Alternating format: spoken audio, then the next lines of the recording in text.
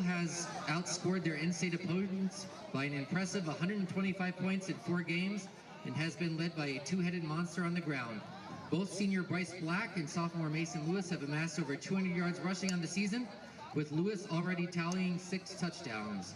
Junior quarterback Paul Palmer has a tremendous 9-to-1 touchdown-interception ratio this year while completing 68% of his passes at more than 12 yards of completion.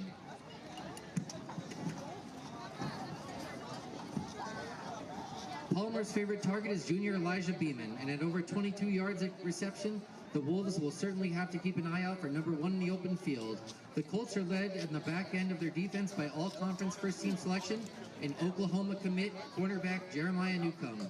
Leading the charge up front is sack machine and top 30 junior Porter Delnos. And wouldn't you know it, Coach Rick Garrettson has the Chandler Wolves back atop the Max Preps Arizona High School football rankings. Depending on where you get your Arizona Preps news, you may see Chandler at number 1 or number 2, but the Wolves are off to their 5th straight 5-0 start, and the Chandler defense has arguably been the best unit in the state so far. Ranked 20th nationally, the Wolves are coming off a thrilling 24-22 victory over 7th-ranked Thailand last Friday night here at Austin Field. As I mentioned, the Wolves have been led by their stifling defense and held Highland without a first down in the second half until their final drive last week, giving up less than 10 points per game on defense, and it starts up front with senior Jeremiah Young and junior Noah McElveen. Junior Aiden Browder leads the team in tackles, and senior JoJo Taylor III already has 2 pick-sixes on the year. Chandler's offense starts on the ground with stud senior running back and Illinois commit Khalil Valentine. Valentine has 9 touchdowns through 5 games and is looking to bounce back from a Highland defense that was clearly focused on him.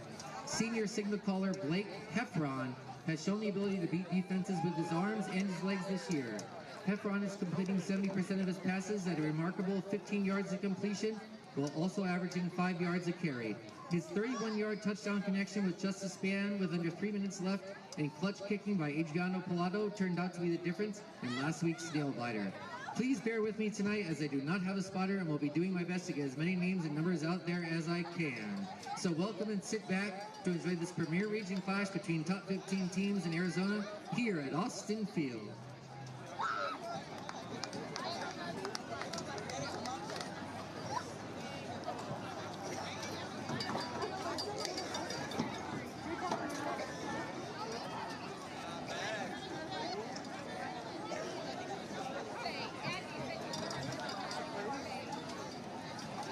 Ladies and gentlemen, please rise as the Chandler High School Air Force Junior ROTC proudly presents our national colors.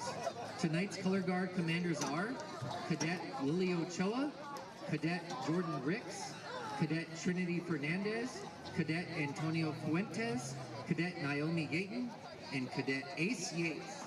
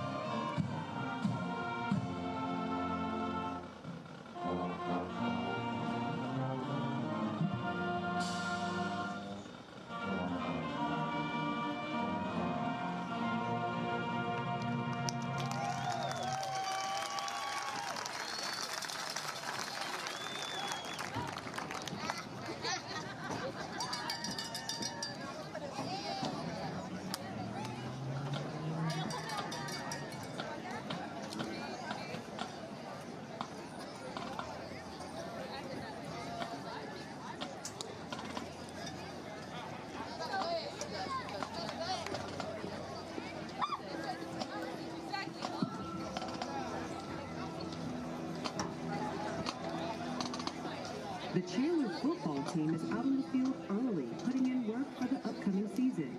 I know nobody wants to be out here in the morning, so we want to be a step ahead of everybody.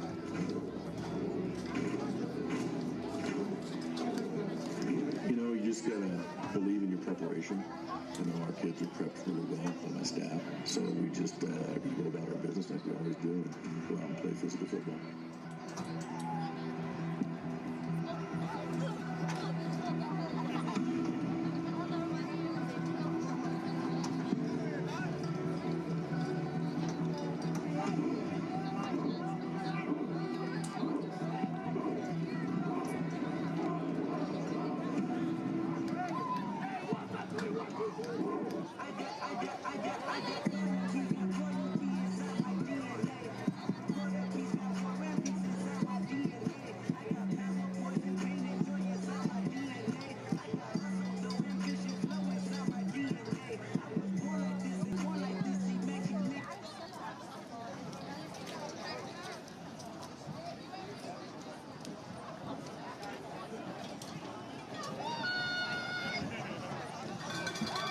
And here come the Wolves.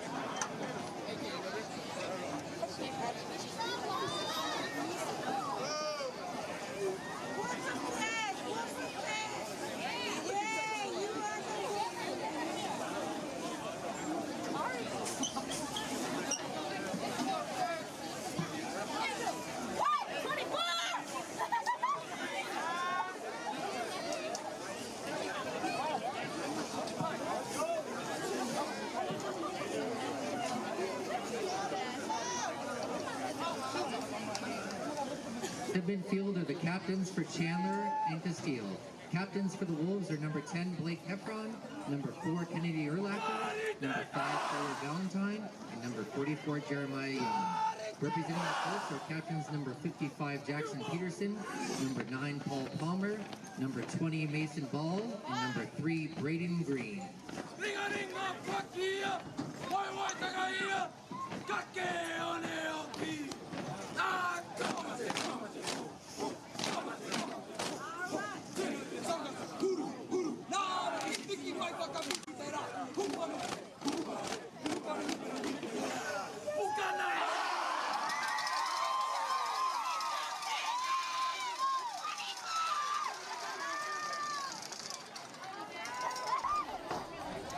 For tonight's game.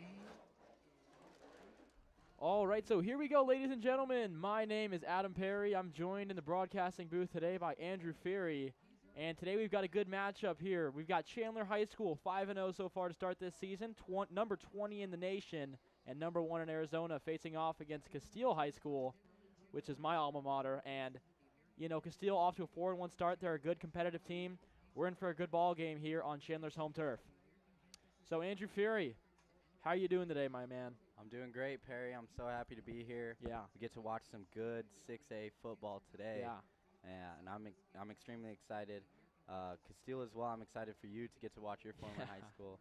So I'm just ready to get this thing started. Yeah, and Ferry is no stranger to the Valley. He comes from Hamilton High School. So, you know, we've got a whole bunch of rivalry going on up here in the broadcast booth. But nevertheless, we're going to have fun today. And Chandler now taking the field. Looks like they're set to receive.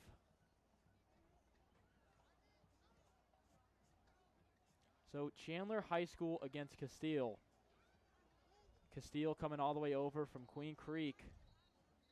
And, you know, they've got a good squad this year. They're going to be competitive regardless.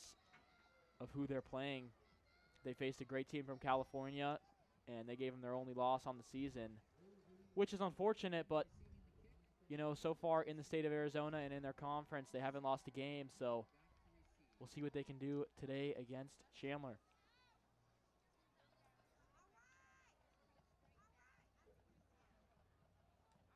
So here we go, kicker, getting his distance, taking his paces. Set to kick is number 96, Cyrus Aguinaga for Casteel. And here we go, we're underway. Line drive of a kick right through the back of the end zone. So 1st and 10 for the Wolves here on their own 25.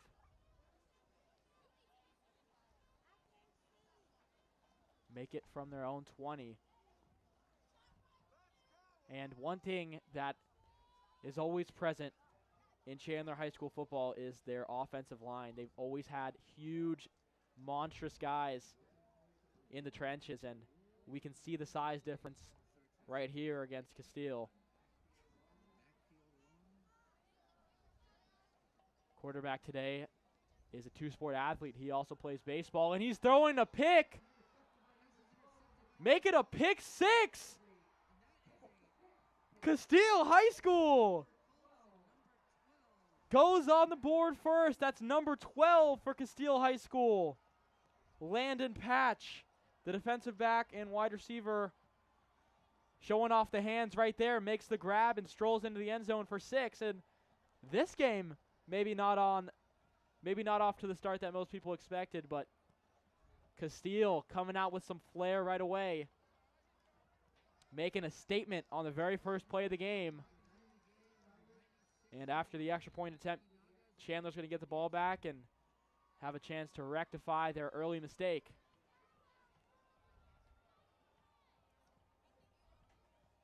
The extra point is up and good through the heart. Once again, Cyrus Aguinaga on the kick. So, wow. Turn of events, Andrew Fury. Did you expect that? I'm speechless. I wasn't able to say much, man. That was crazy. Yeah, wow. First play of the game, you know, it definitely silenced the Chandler crowd a little bit. Yeah. But hopefully they can recover from that. Well, it's one play. One play. Nothing too crazy. Yeah, nothing too crazy. It's Blake Heffron at the quarterback position for Chandler High School, and perhaps just misread the defense right there. I didn't see a Chandler receiver really in sight. So maybe a bit of confusion for him. Someone didn't break the right way. They zigged when they should have zagged, but regardless, Casteel goes on the board first, and they're up 7-0 here in the first. So here we go again. Kickoff, line drive out of the back of the end zone. Put him on the 20. One heck of a leg. Yeah, wow, that's a laser beam. That's twice now. Twice in a row for Cyrus Aguinaga, as well as the extra point. He's having a good game so far. Yeah. As far as a good game for a kicker goes, he's having a good game so far. Absolutely. I'm sure he hasn't been on the field that often, that early. Yeah, we're in many of his 7 football seconds games. into this contest, and he has made 3 kicks already. So now we get to see the offense again. Yeah, so we get to see Blake Heffron once again. Heffron taken off, finds a hole. He's swallowed up by some Casteel defenders after a short gain that looks like about 4 yards. Make it 5, and still 5 to go from Chandler's own 25. 3 men up top, 2 down below. Blake, snap, passes over to the sideline, and shoved out of bounds after the completion is number 5, Khalil Valentine. The senior coming in at 6 foot 185. Definitely a fast twitch athlete down there. Made the grab, got shoved out of bounds, and now 3rd and 2. Some confusion from Chandler High School. 2 men up top.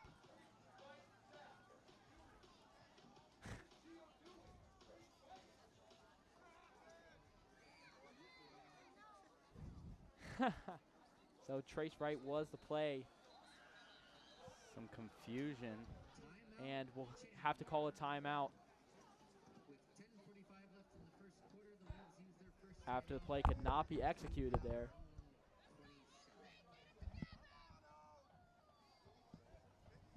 So Trace Wright zap was the intended play call there, but could not be executed by the Chandler offense. And we've got some insight up here, man. We've got some insider info. You know, we're new to the broadcasting football, but man, Yeah. we pick up. We pick up pretty quick, pretty man. quick. Some good play recognition from Andrew Fury and myself.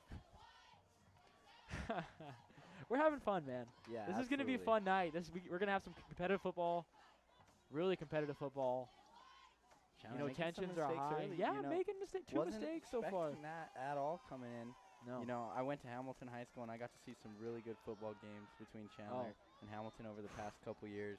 Yeah. My expectation of them is very high. I can only imagine the fans. Yeah, I mean, I went to Casteel, and I still went to every Chandler-Hamilton football game because that was just the place to be.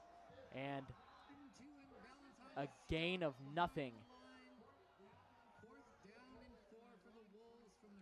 So make it 4th and 4. They move backwards 2 yards, and they're back to punt.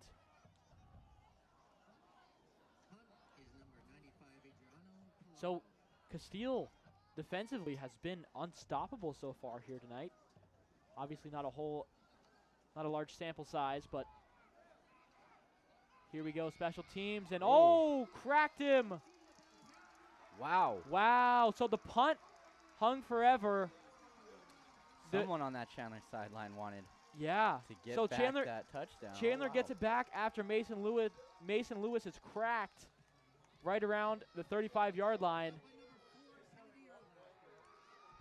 So just how Chandler drew it up, they get the ball on Casteel's 35 now, and they're in good offensive position. Let's see if they can really crack down on offense here. You Yeah. know, minimize the mistakes. Get something rolling.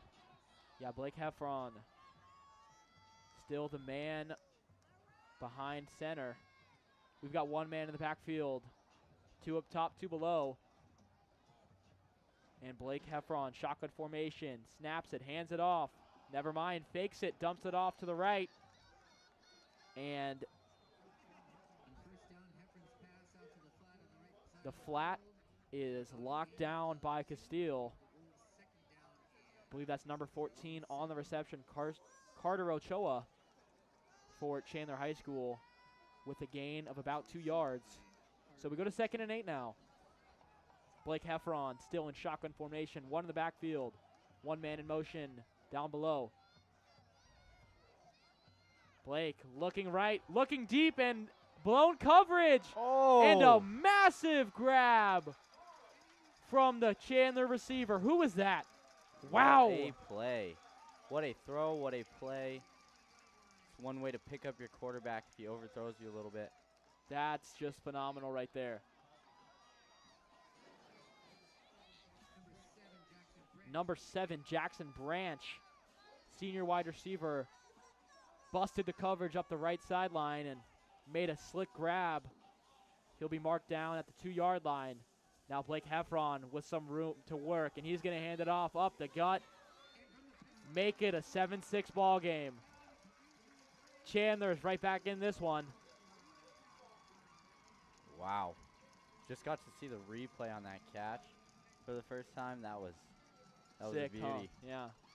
No surprise there.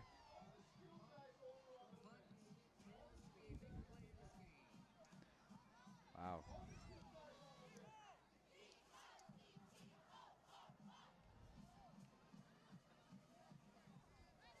So here we go, extra point attempt for Chandler High School. Flag on the play.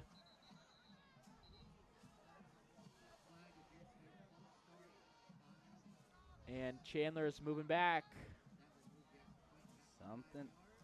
Something's just not clicking. Right No, now. so yeah, Chandler a little bit out of tune right now. They move back 5 yards.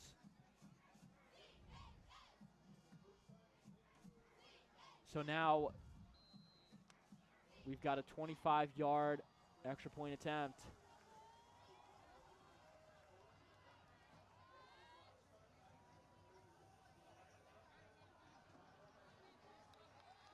And the extra point is good. So we've got a tie ball game here, 7-7. And finally, we will get to see Casteel's offense take the field for the first time here tonight. So we got a replay of the fantastic grab from Jackson Branch.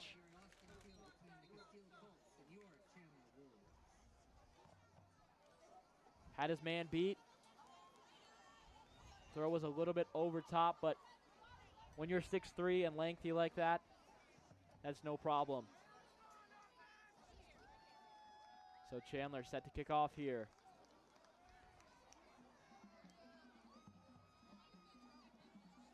And Chandler's defense, one might argue, has been the main factor in them winning so many games this season. 5-0 obviously, but only 45 points allowed in 5 games in comparison to their 206 points scored.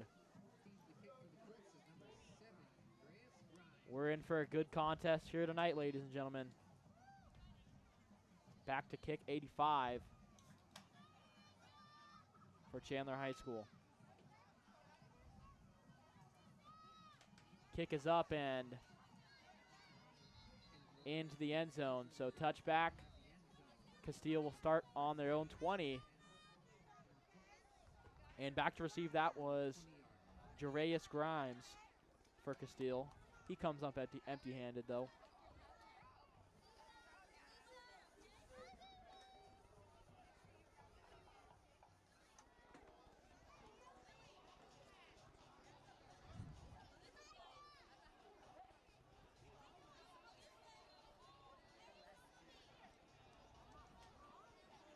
All right, Casteel offense. Here we go. Excited to see this Chandler defense go. Absolutely. Loaded with upperclassmen. Just eager to showcase their skills.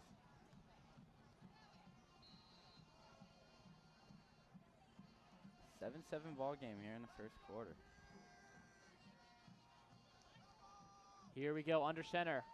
One man in the backfield. Fake the handoff. Paul Palmer runs out, flushes to the left side. He's got himself a gain of about 7 yards. So we go to 2nd and 3 now. Off the trickery. Make it 2nd and 4. Pickup of 6 for Paul Palmer. The junior quarterback comes in at 6 foot 170. And I'm expecting to see a lot of shiftiness from him here tonight. One man in the backfield, 3 below, 2 up top. Apologies, 1 up top. Shotgun, screen pass off to the right. And off to the races is number 1, Elijah Beeman. Elijah Beeman, stutter step, and he'll go out of bounds at around the 20-yard line. Okay. Wow. So Casteel's offense has had 2, or not offense, sorry, but Casteel's team in general has had 2 major plays. Huge plays, yeah. That are just, they're momentum killers for Chandler, and quite honestly, I don't know why it's kind of happening. It looks like there's just confusion. Yeah, Chandler on the just field looks, in general. Chandler looks like they're just a tad bit out of rhythm right now. They're not getting in the right formation. They're looking around an awful lot. A lot of confusion from their team, and it's hard to play with chemistry and flow and rhythm when you're confused. So here we go. Paul Palmer in the back. Delay of game for Casteel. So now confusion from Casteel's side of the ball.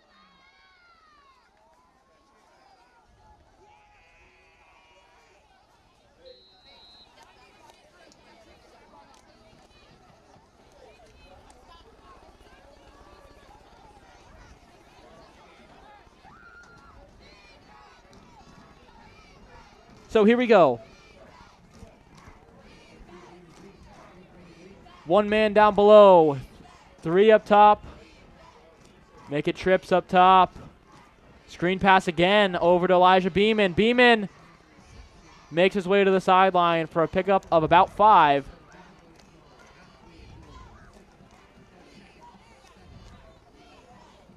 So big gain there, gain of about 8 yards. We go to 2nd and 6 now. And Casteel pressing down the field. They're having a good offensive drive right now. Chandler needs to come up with something big to stop this momentum. Here we go. 1 man in the backfield. 2 below, man in motion. 2 up top. Hands it off. Runner can't find the hole. And he'll be stuffed at the line. Number 0, Mason Lewis, is pinched up at the line of scrimmage. 3rd and 3.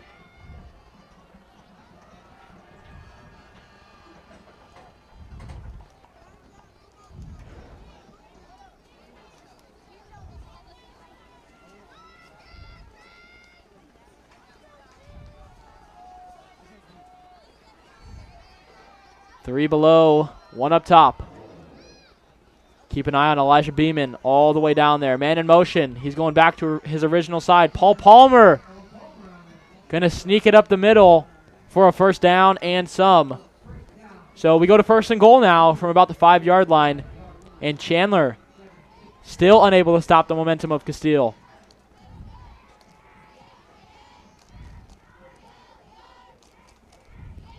Right now it looks to me as though Chandler got pushed onto their heels early in the game, and they still haven't really found their balance yet. Yeah, I would definitely agree with you.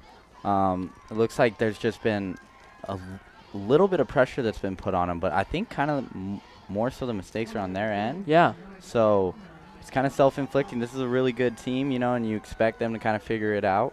Yeah. And hopefully this doesn't really last too long. Hopefully it's kind of over in the first quarter and we can see true Chandler football. Yeah. So a good job by Paul Palmer on the keeper right there. He'll go ahead, pick up a few yards. 2nd and goal from about the 2.5. Elijah Beeman down below. 2 down below, 1 up top.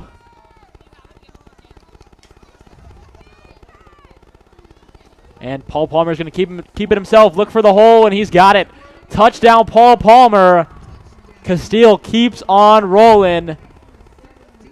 Chandler cannot stop the Avalanche right now.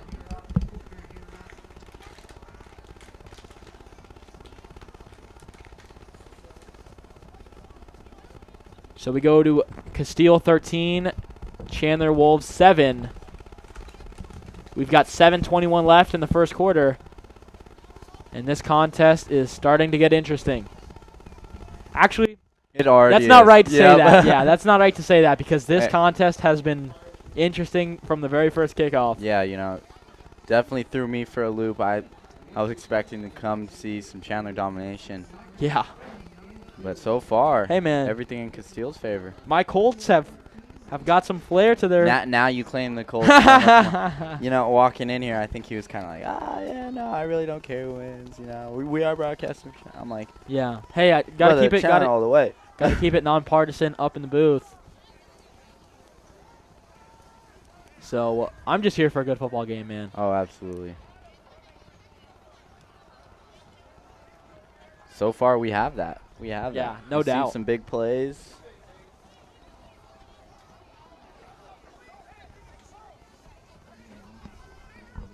Excited to see how Chandler reacts, though. It really shows character. It shows what you're kind of made of. Absolutely. Good football teams, good any sport teams can always bounce back from adversity. We'll see what Chandler is made of here as Casteel tests their mettle. The kickoff going to be returned. No. Into the end zone. Number 14 was looking to take that one back for a run. Carter Ochoa of Chandler High School, but he caught it with one leg in the end zone. So that'll be ruled a touchback, and Chandler will take it up from their own 20. We go 1st and 10 on Chandler's third drive now of the game. And, you know, to be honest, Chandler hasn't had too much on offense. You know, I don't want to say they got bailed out, but they had a bit of luck on the punt there that was muffed by Casteel, and, you know, they picked up some momentum from that and were able to generate a score, but now they have to start from scratch, and we'll see what they're capable of here.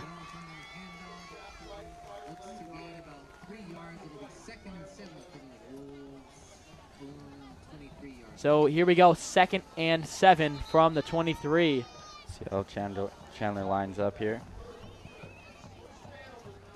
Yeah, interesting to see what their formation will be. So once again, we see some substitutions, some looking around. A little bit of uncertainty from Chandler. Here they go. Now they're in formation. 3 men up top, 1 down below, 1 in the backfield. Fake the handoff.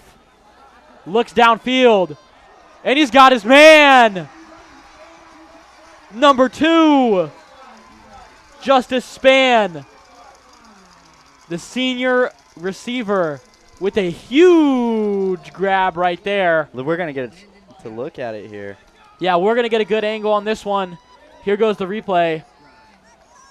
Boom. Wow, over the shoulder. Yeah, and credit to stride. Casteel. Credit to Casteel. Coverage might have been blown a little bit right there. The defensive back got beat, but they didn't give up on the play, and they stopped him. Now a run play up the gut, nothing there.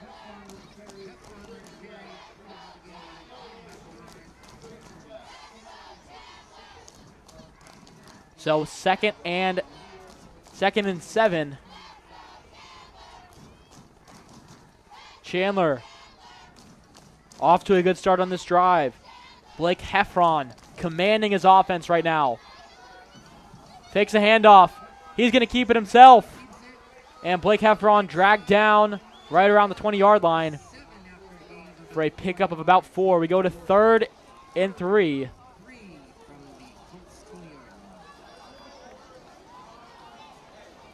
Third and 3. Blake Heffron keeps it himself on that one.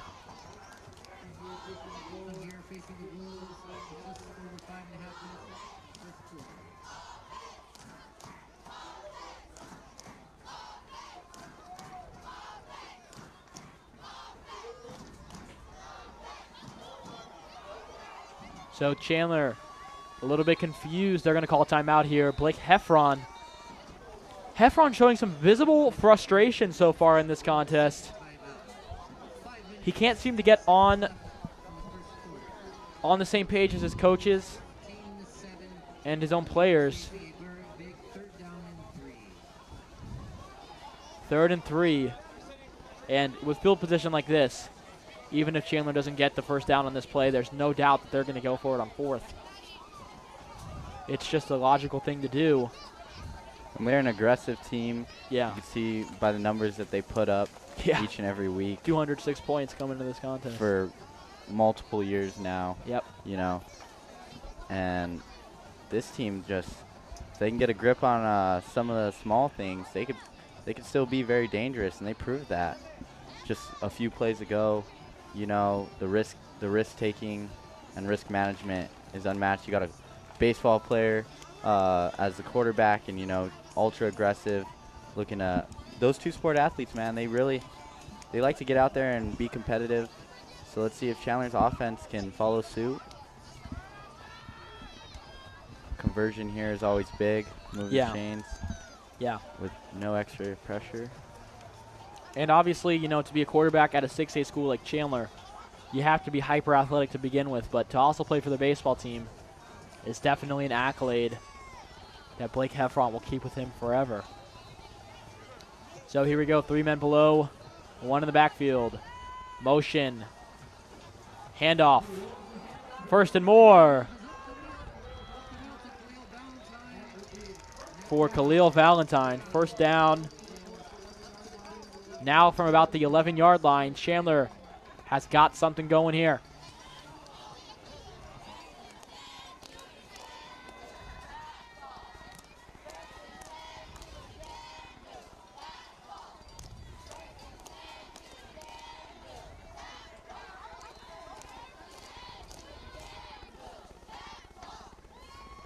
Here we go. Blake Heffron, shotgun formation. 3 men in motion.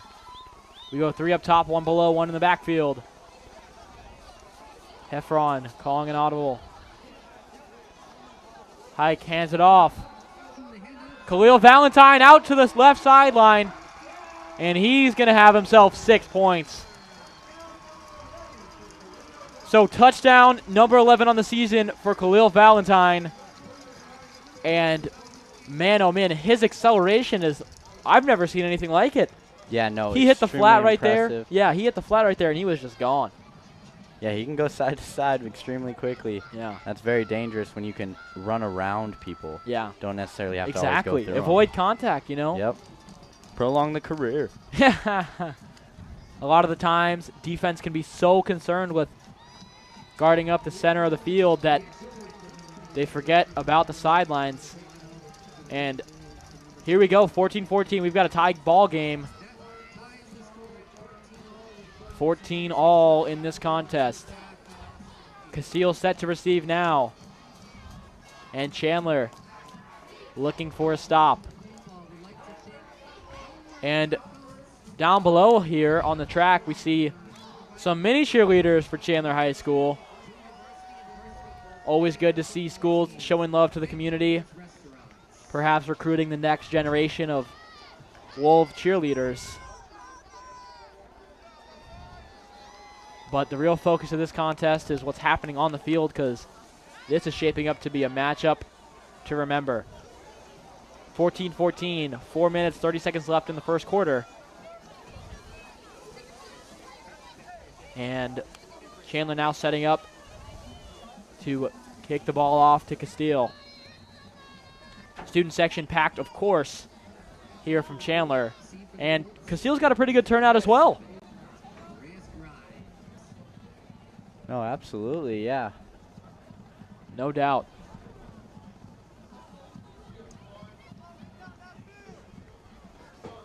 Here we go.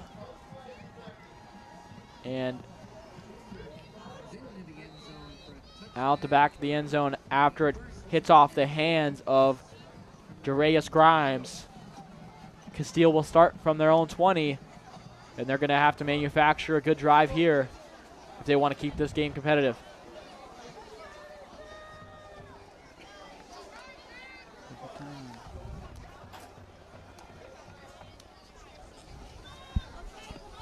Now here we go. So here we go. Casteel looks to start a drive. Paul Palmer still in shotgun formation. 1 man in motion. 3 down below, 1 up top. 1 man in the backfield. Looking to his right side. Oh, and a one-handed grab by Elijah Beeman. He'll be pushed out of bounds before he can make contact with the ground, though. But wow, what a catch. What an effort. Holy Wow. cow. Just to be able to catch that ball is impressive. That's ridiculous. See him try to stay in bounds there. Yeah, he tried to get Good the toes field down. awareness. Wow. That's just phenomenal from Elijah Beeman. He has been a monster so far for Casteel here today. Paul Palmer, shotgun formation. 3 up top, 1 below. The 1 man below was Elijah Beeman. Set hike, fakes a handoff, rolls left, pitch play, and swallowed up around the 5-yard line. Wow. Chandler High School making a defensive statement right there. This is a game of just big plays. Big plays, exactly. Huge loss there. Humongous loss. So we That's go gonna- to about third and 21. 3rd and 23, sorry. Quite a ways for Casteel to go now. Gonna have to look for a passing play here. 2 men below, 2 up top. 1 man in the backfield. And Paul Palmer in shotgun formation. Looks to his right. He's got Elijah Beeman. Beeman making his way up the field and wrapped up from behind. Number 18 on the tackle, Sean Perez for Chandler High School. And Casteel's going to have to punt this one away after a disappointing 3-and-out drive. And a defensive statement from Chandler High School. Unless, of course, they try to go for some trickery here. I mean, We see it often. we see it often. We see it often, especially in high school football, high school and college. Obviously, you don't see it in any professional setting, but in high school, you never know what's going to happen. And no, it'll be a real punt. Right out Fair to catch about call. the 46-yard line. Make it the 43. Get a chance to check out a replay. Yep, Sammy Hunter makes the grab and the fair catch call for Chandler High School. Wow. That defensive play was really good, coming off the edge, Yeah. tracking down that screen. Yeah, incredible. So now here we go. Chandler's offense back out on it. Hopefully they've kind of dusted off those cobwebs. Yeah, and that's You a know? good way to put it, Andrew Ferry. Dusting off the cobwebs. They looked pretty shaky for the first part of the third. Apologies for the first part of the first quarter. We'll see what they bring here, and a run right up the gut. Khalil Valentine hits a hole and picks up about 8 yards. Exactly what you want to see right out the gate. Yeah, Putting pressure on the ground. pressure. Still have that offensive threat of an arm from. Wow. Man in motion from the backfield. Going to line up as a receiver now. Blake Heffron. 3 up top, 2 down below. Heffron looking downfield. He's got his man over the middle. Right on the seam. Number 14. Carter Ochoa hauls it in for a huge gain.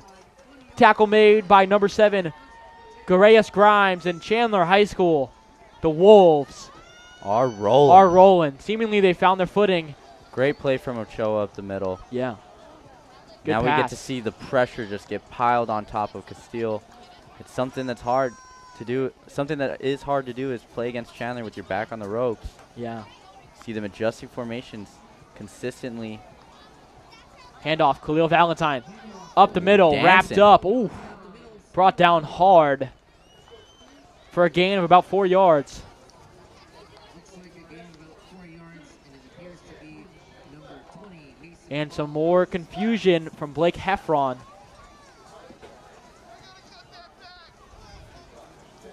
About 2nd and 6 for the Wolves. So Blake Heffron, 16. the quarterback, directing his offense through a little bit of confusion here. 2 up top, 2 below. 1 man in the backfield. Deuces. Messed up snap, but Valentine will receive it around the 10, and he'll stay in bounds for the catch. Make it about the 12. So 3rd and short, make it 3rd and 2 now.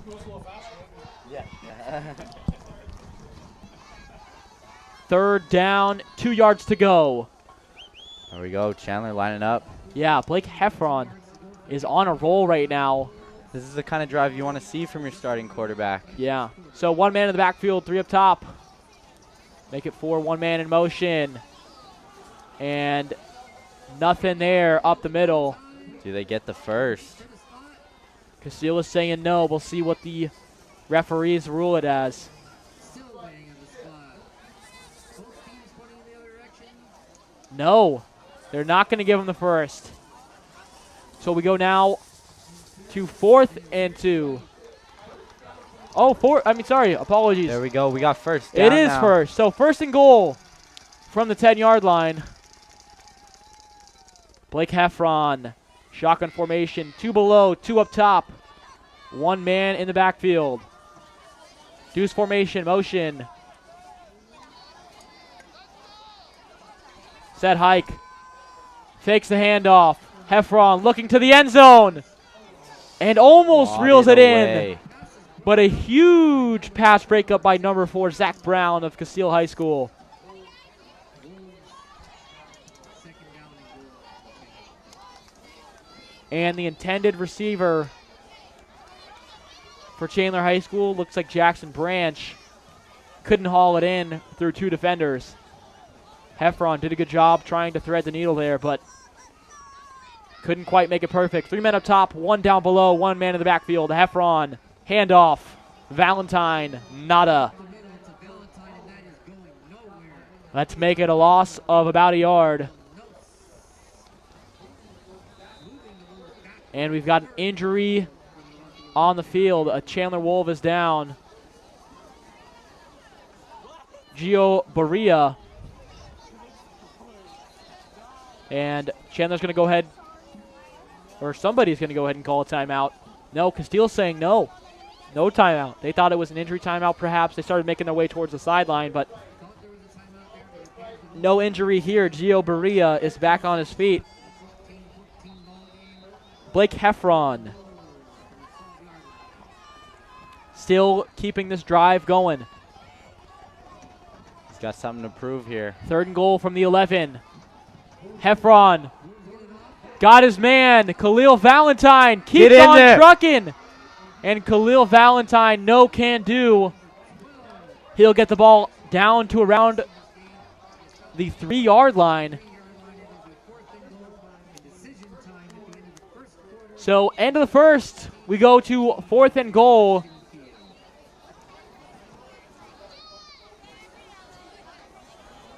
And if I were Chandler High School here, I'm going for it. Absolutely, me too. I'm going for it. Because, you know, a lot of football left to play, but this is a chance for Chandler to really pull away. Casteel looked very sluggish and slow and, you know, not on the top of their game on their last offensive drive. Chandler made a huge stop, and if they could carry this momentum over with another score, they'd be in pretty good position to complete the first half. We'll find out in about a minute or two what Chandler will do. And we'll be right back. We'll take a quick break. Thank you for joining us once again. Adam Perry and Andrew Feary up in the broadcasting booth here on Chandler High School's home turf.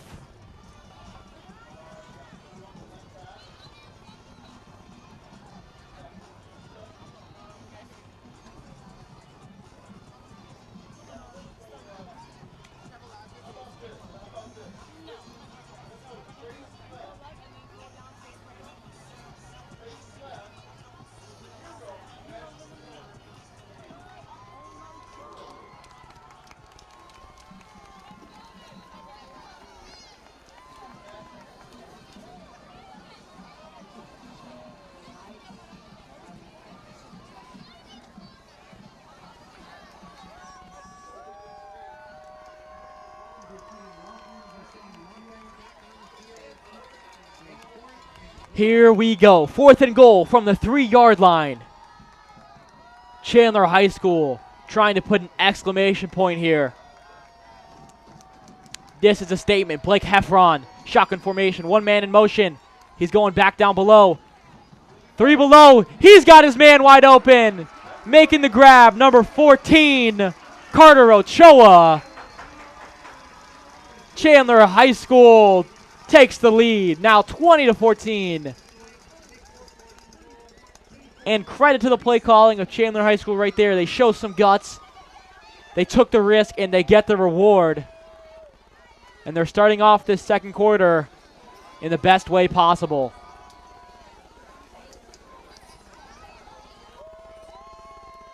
So here we go. Extra point is on the way. Kick is up and blocked. Wow. Wow. Number 7, Jarius Grimes. Huge Is there a special flag on the play? huge special teams weapon for Casteel. And hold on, we might have a flag on the play. No.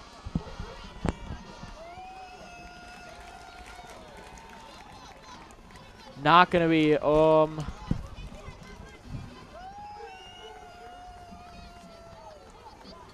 Does Chandler go for 2 here? you know, I'm not too sure what's going on. I think they get the ball back. They're going to get a rerun Oh, the play. okay. Yep. Half the so goal distance. half the distance to the goal line, correct. Why so? So I didn't even see the flag go up there, but Andrew Feary, my trusty partner, caught it.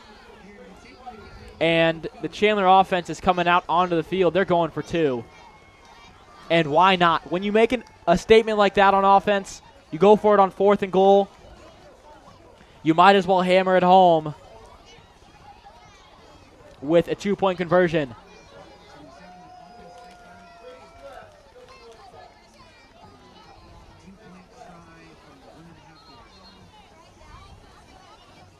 This game is just a nail biter, Perry, so far.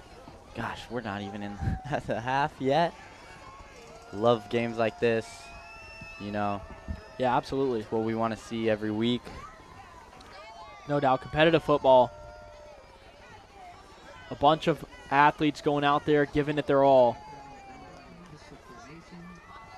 So we go trace left here. We've got 3 down below, 1 man in the backfield.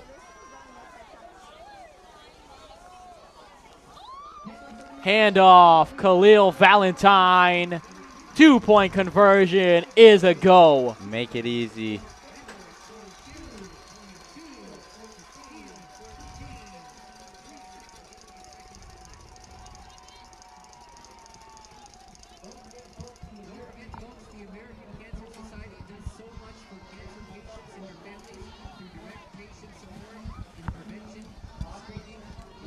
So Chandler High School getting it done so far in this one, 22-14, but make no mistake, Casteel is not going anywhere. They're going to stand in the pocket and make this one a slugfest, or at least try to. And here we go, squib attempt from Chandler High School. This game is getting scrappy fast. Oh, yeah.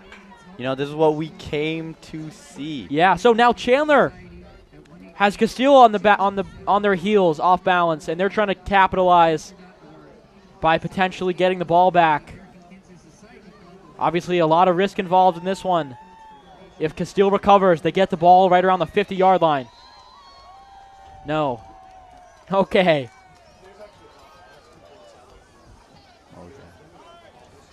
Yeah. Looks like we're actually going to be set up for a normal kick here. Number 95 sends it quite a ways, and it's going to be returned by Darius. Darius up the right sideline, and he's going to find some contact right around the 16 or 17-yard line. So the Colts now starting a drive further back from where they normally are. We'll see what they can do. We'll see if they can respond to the brash decision of Chandler High School going on 4th down and then going for the 2-point conversion and being successful in both attempts. You know, you block a kick and then a flag, so that's very unfortunate. They get an extra point out of it. Yeah. It's now an 8-point game, so that's a burden. It puts some pressure subconsciously on your quarterback at the start of the drive. He wants to get a touchdown here. He probably will not be happy settling. So just makes it that much harder. Good job for the Chandler defense for sure. Yep, so it's still Paul Palmer set up back there. In the quarterback position, Bryce Black is the man in the backfield for Casteel High School. They've got 2 men down below. 2 left side. And some confusion still. Not too sure what could be holding up this one. And a delay of game.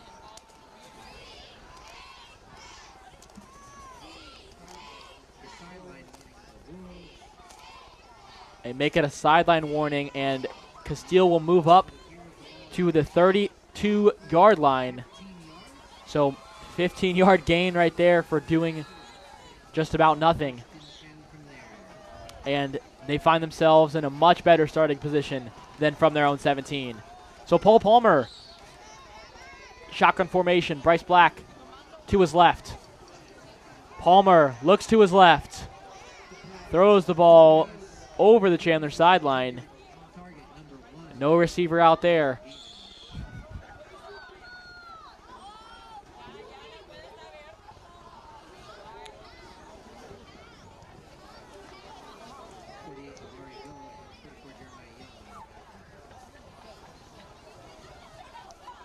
Here we go. Paul Palmer. 2 below, 2 up top, 1 in the backfield. It's Bryce Black. Shotgun formation. Handoff. Bryce Black cuts to the outside, and he is decimated. Woohoo! For a loss. Urlacher, man. Wow. So Urlacher perhaps taken after Pops with the big hit right there. Comes in. Ooh. Ooh. Crushes him. So here we go. Casteel. 3rd down and about 11 yards to go. Paul Palmer, shotgun formation. 3 men up top, 2 down below. Palmer, pocket closes on him, and he dumps it off. Intended receiver was Braden Green.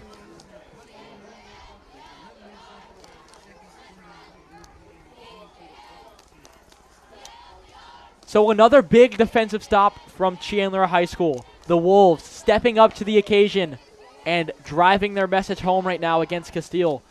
Casteel 3 and out here, even after a huge 15-yard gain on a penalty by the Wolves. They cannot get anything going on offense, and they'll be forced to punt, and the punt is blocked.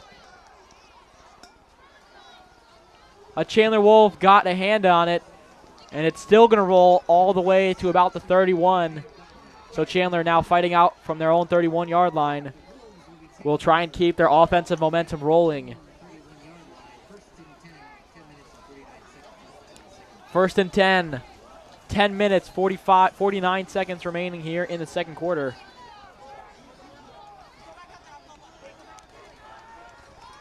And we get to see Blake Heffron once again.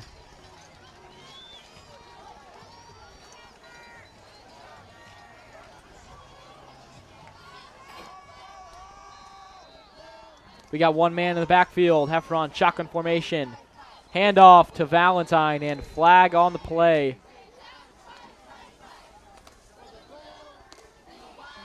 Offsides against Casteel. Let's make it 1st and 5 for the Wolves now. And Casteel, right now is a time where they have to bunker down, tighten things up defensively, and try and get the ball back to give their offense a chance to get things rolling again. Khalil Valentine, not going to let that happen. He busts to the outside, but he's met by a slew of Colt defenders.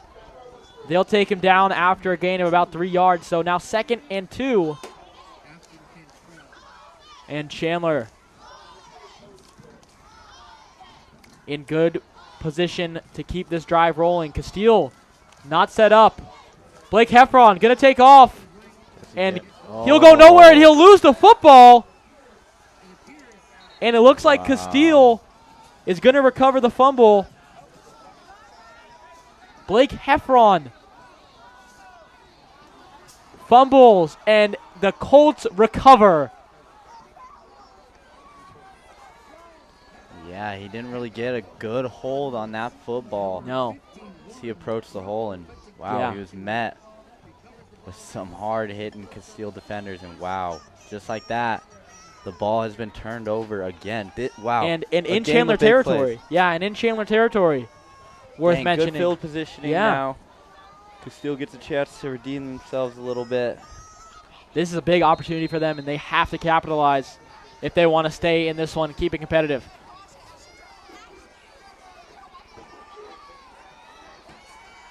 Paul Palmer, shotgun formation. 1 below, 2 up top. 1 man in motion. Make it trips. 1 man in the backfield. Screen, dump off. And a gain of about 4 yards for number 5, Colin Weslowski.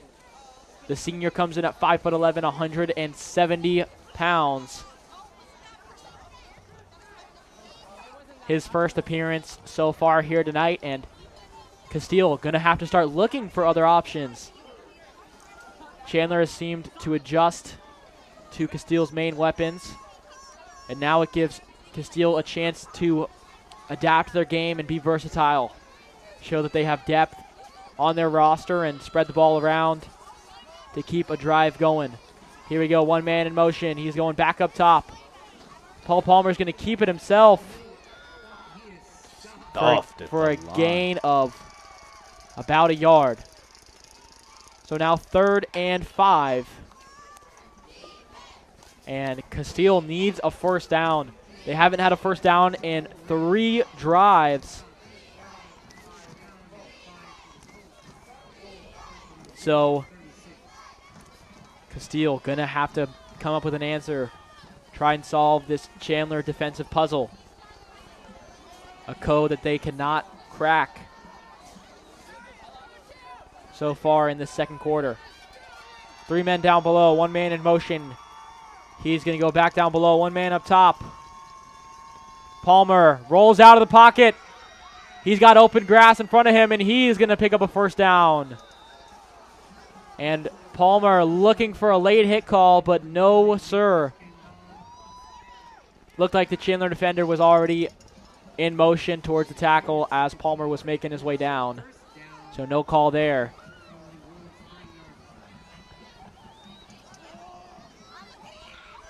Eight minutes, 20 seconds left on the clock here in the first half.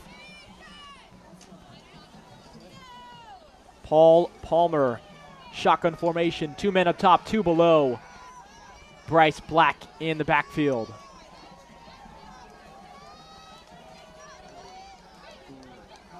Dump off over to number 3 for a gain of 1.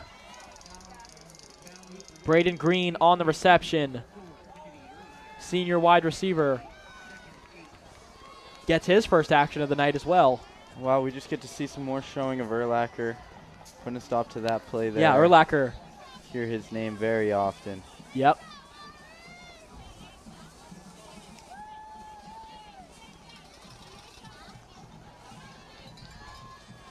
Three men up top, 1 below. Palmer, shotgun formation, Bryce Black right behind him, and Casteel timeout. We'll take a quick break, and when we come back, Casteel will try and keep this drive going. 2nd and 8 from Chandler's 29.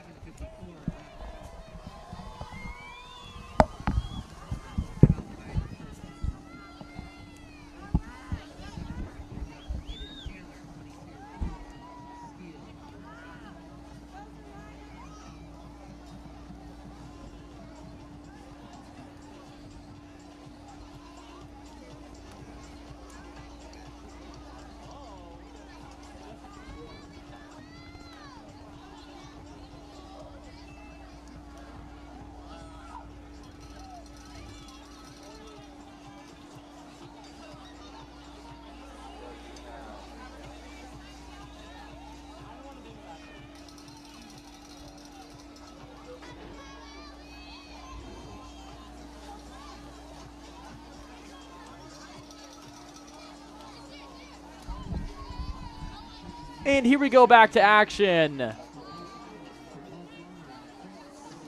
Casteel Colts, 2nd down, 8 yards to go.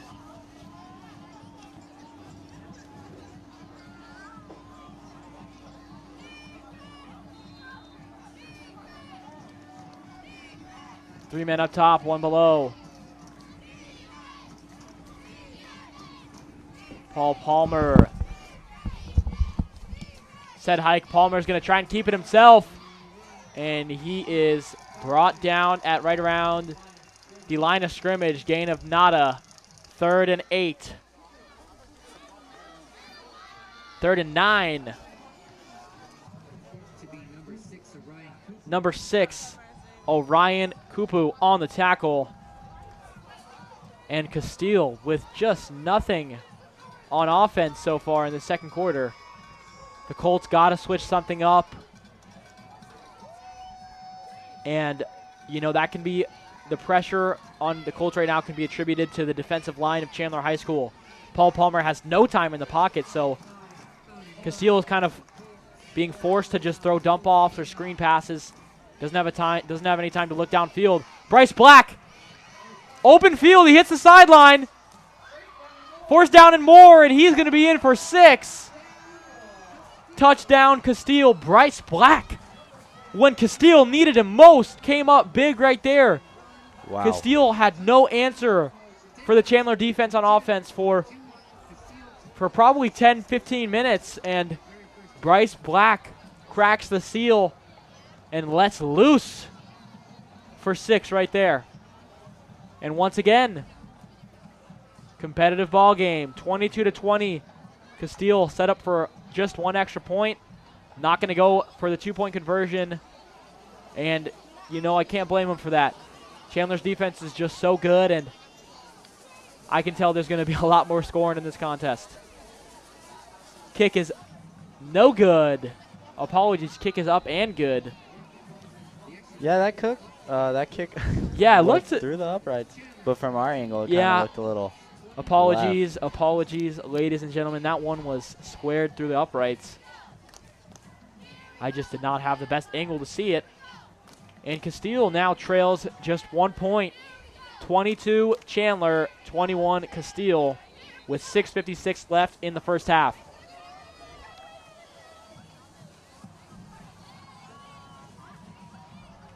Fury, did you ever go to any playoff games?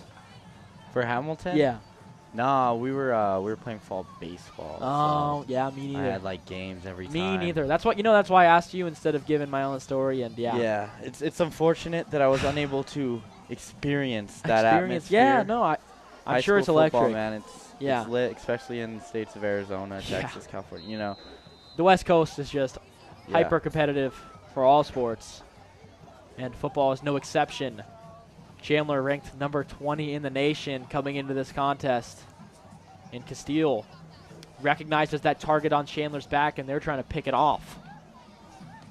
And this kick will go to the back of the end zone for a touchback. Chandler will start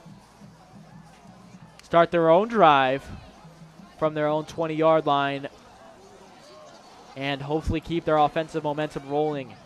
Some of the standouts so far for Chandler: Khalil Valentine, Blake Heffron, Jackson Branch. Just a couple of the offensive standouts. And Kennedy Urlacher as well. Of course, on the defensive side of the ball, yeah. Yeah. Urlacher, been a frequent flyer. And let's add Carter Ochoa to the mix of offensive standouts so far here tonight for Chandler. I would agree with you, Perry. Absolutely. Blake Heffron snaps it, hands it off to Valentine. Valentine runs to the outside part of the field, and he'll pick up a first down and some more. Khalil Valentine, utilizing his vertical speed. Once he hits the sideline, he just busts it upfield, and he picks up a good amount of yards there. 10 yards there. 10 yards on the dot. Chain. Moves the chains. Absolutely. 2 below, 1 up top. Flags rain down onto the field. Looks like a false start on the offense. False start, offense. So they'll move back 5 yards and repeat first down. Let's make it 1st and 15 for the Wolves.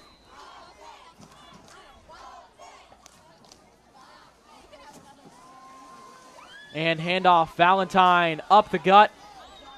Met with a whole lot of Casteel and Chandler players. He's brought down after a gain of about 5 yards. So they're back to the line of scrimmage. The original line of scrimmage, that is. They go 2nd and 10 now from the 30. Some subs coming in and off the field. 1 man in the backfield, 3 up top. And Heffron, the pocket collapses. And he fumbles. Fumble. He fumbles, but he recovers. Looks like the ball just got tapped out right there.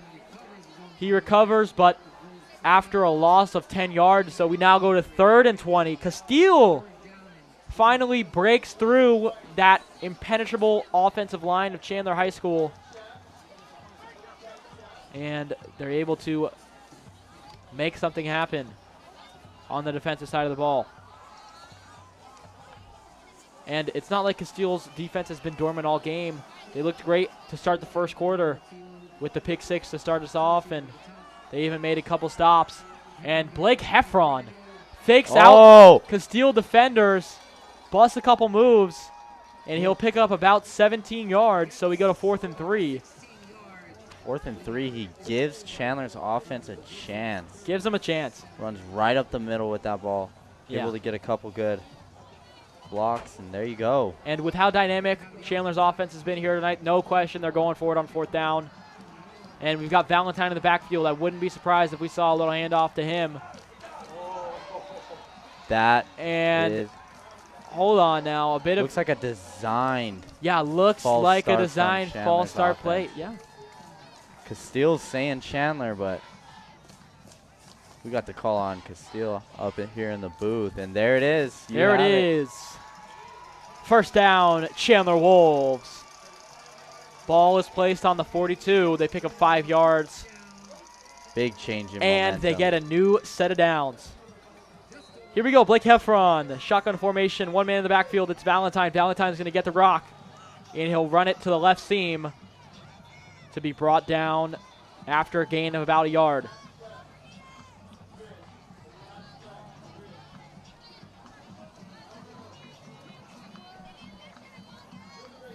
Make it a gain of 2 yards, so 2nd and 8 here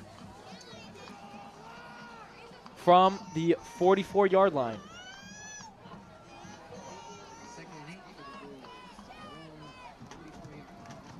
Here we go, 2 men below, 1 up top. Blake Heffron, pockets closing. Blake Heffron looking downfield, and he's got his man.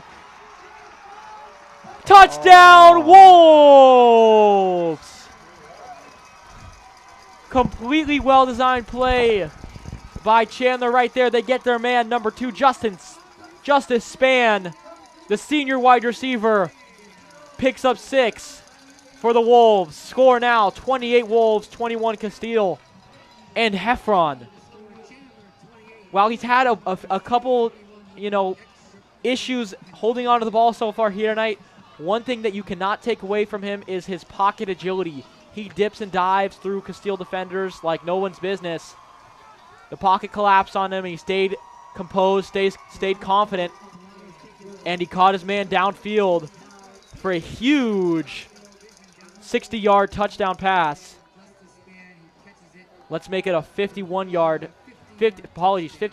touchdown pass for Blake Heffron to Justice Spann. And the extra point is good for Chandler, so we go now 29-21. Casteel, once again, has to respond.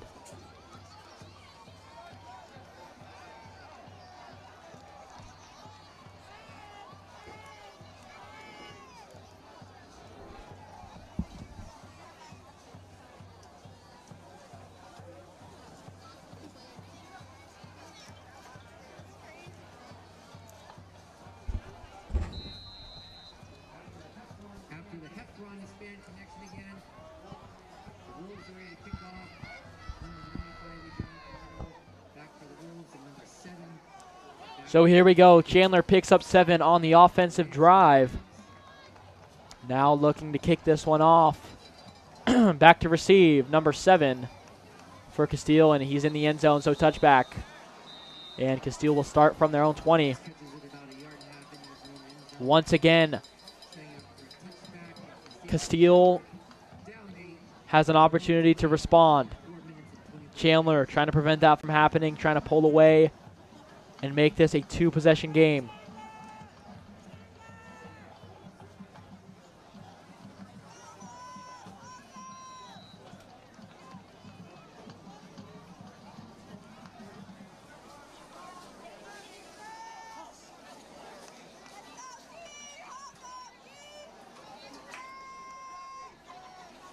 So here we go.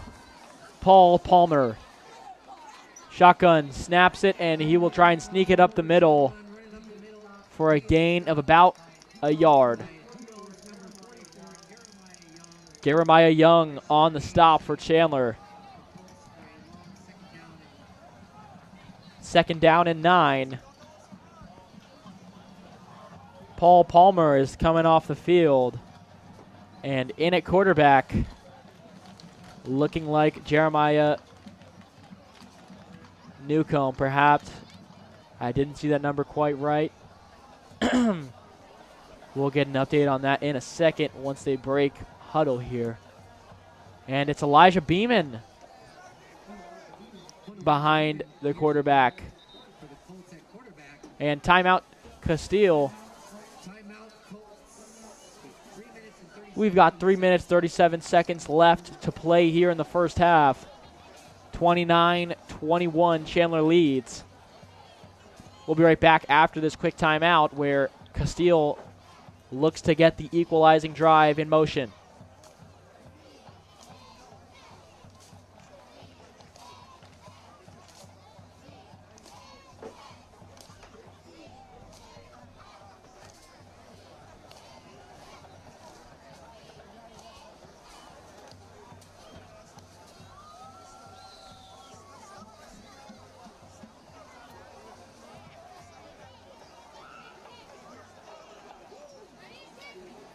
Here's at number 1, Elijah Beeman is back, the quarterback for the Colts.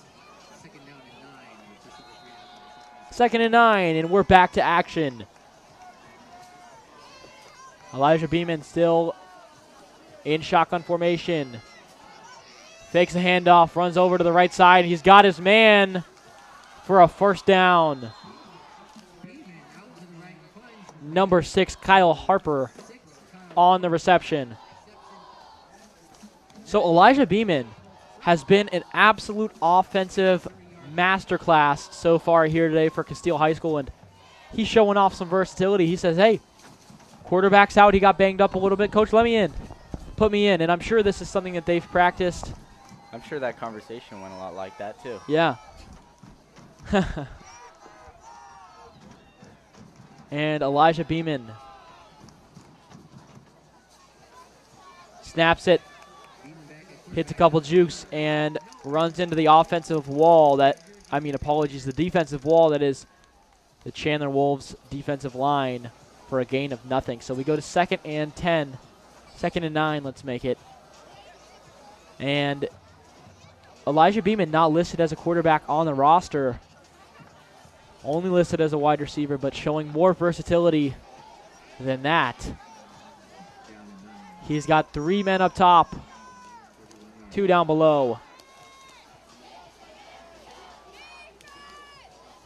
Beeman, shotgun formation, hikes it, busts out to the left side, and he is just crunched at the line of scrimmage.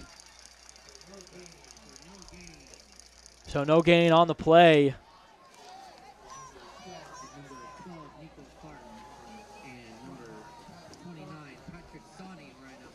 Number 29, Patrick Sawney on the tackle for the Wolves.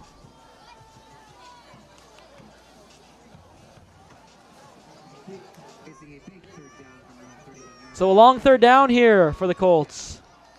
3rd and 9.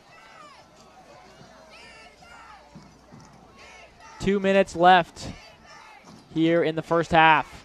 Paul Palmer back in at quarterback, dumps it off to Bryce Black. And Bryce lit up and stopped. Short of a first down, sorry. So we'll go to 4th down and about 3 yards, make it 4th and 3. Don't want to give up the ball in this kind of No. And right here. yeah, with how dynamic Chandler's offense has been so far here tonight, this is a big, big question mark of if Casteel will go for it or not. And it looks like, looking like they're going to send the punt team out there. The punt squad in a huddle right now. 1 minute 50 left on the clock here in the first half. Chandler High School set to receive this punt.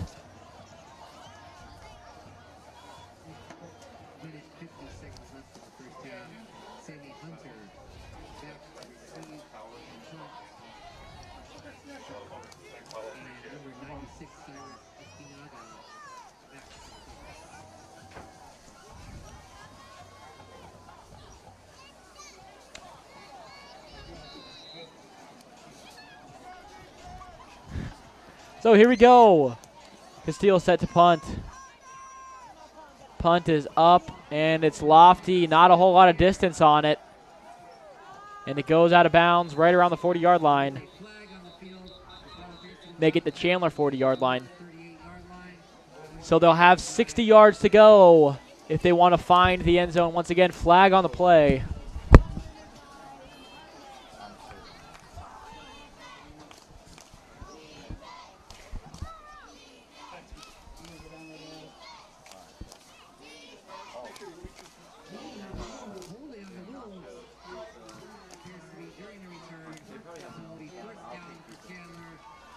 Me too. So here we go. Paulo Hutchison, our Uber Eats for the day. And the man that makes all this possible. Yeah, he's going down to grab us a bite to eat. Got to keep us well fed at halftime, where we might just fall asleep. You never know. I don't think I could fall asleep during a Chandler football game. Nah, I'm just trying to win brownie points with with the viewers fans. at Absolutely. home, And I respect that. Yeah, you know, you got to do what you got to do. Viewers at home are only joking. We could never, ever fall asleep during a contest like this. Got to get out of bounds, and he does. Gets out of bounds. That's number 14, Carter Ochoa,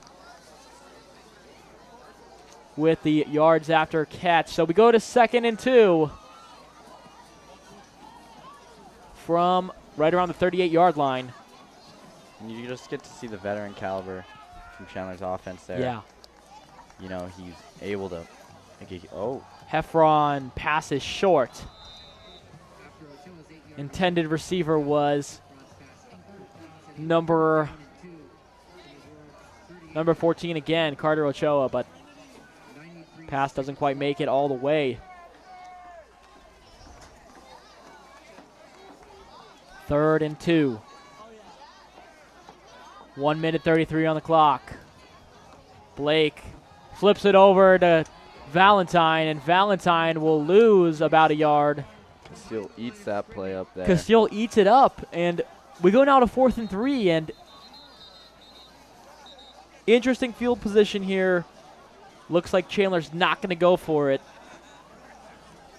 And a Wolf is limping off the field here. That's number 6, Orion Kupu. He'll be able to make it his way off the field on his own 2 legs. Pointing to his quad there. Looks like it might have cramped up on him after he went down. Good to see him walking off on his own 2 legs, though. Apologies, that is not number 6, Orion. That is number 5, Khalil Valentine. Jersey got a little scrunched up there.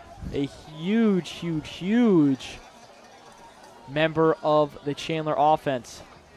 So hopefully he's able to make his way back on the field for the next Chandler drive. Might be after halftime, depending on how Casteel handles the football here.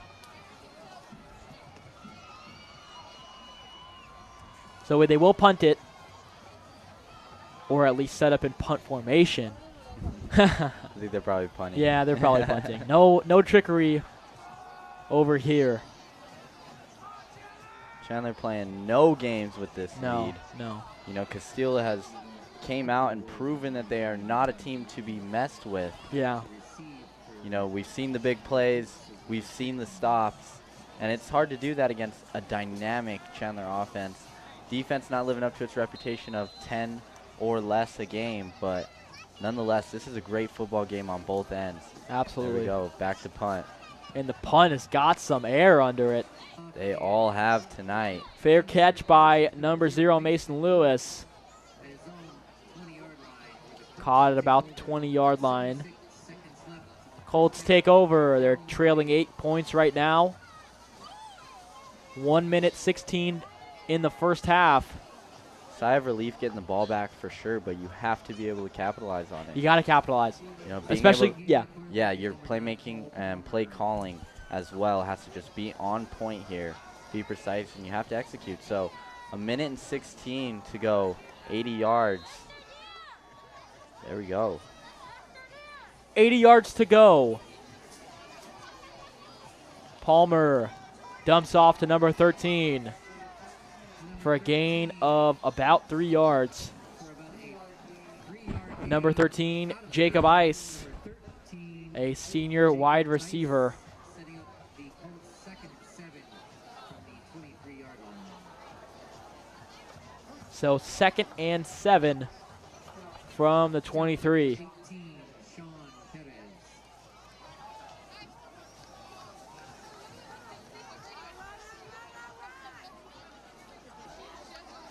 Here we go. Palmer back in the quarterback position. One man in the backfield. It's Bryce Black. 3 up top, 1 below. Shotgun, hike, and flag on the play. Looks like a delay of game. It appears to be a delay of game when the Colts So the Colts will move 5 yards back. just over a minute left. They'll now go 2nd and 12. And in a situation like this where you really need a big offensive drive going into the half, that is not what you want to see. Absolutely not. You know, you're just making it that much harder on yourselves Exactly. because of either a lack of focus, lack of communication with your sidelines coaches, and sometimes it could just be the game itself and the environment getting to them. Yeah. You know, we're approaching the half with trailing. Team's got to be aggressive. They're looking to run the ball here. And Bryce Black will carry that ball right around the line of scrimmage. And yeah, you mentioned it, you know, this game is moving quick, and with so much going on, sometimes the game can speed up on you. Perhaps Palmer just forgot to count. And, you know, that happens sometimes. Barely missed it and missed it by just a fraction of a second. But regardless, it really hurts the drive Absolutely. for Casteel. Almost kills the drive. You went from 2nd and 7 now, a play later, 3rd and 12. Got 3rd and 11 here. 3rd and 11. So they gain a yard on the last play. Deuces, 2 below, 2 up top. Palmer Looking to looks throw. downfield and nada. Ripped up. Incomplete and out of bounds, intended for number 13, Jacob. Intended for Jacob Ice there, but he was nowhere to be found. And the punt squad will come on for Casteel, and they'll give the ball right back after a disappointing 3 and out. 18.6 seconds left on the clock here in the first half. Chandler won't have much time, but they'll do what they can on this drive. Casteel got to have a lengthy punt here. Cannot let Chandler get the ball in good field position. The punt falls right around the 50 and gets a good roll for Casteel. And a good return right around the 50-yard line for number 1 of Chandler High School, Sammy Hunter. Just inside Colts territory.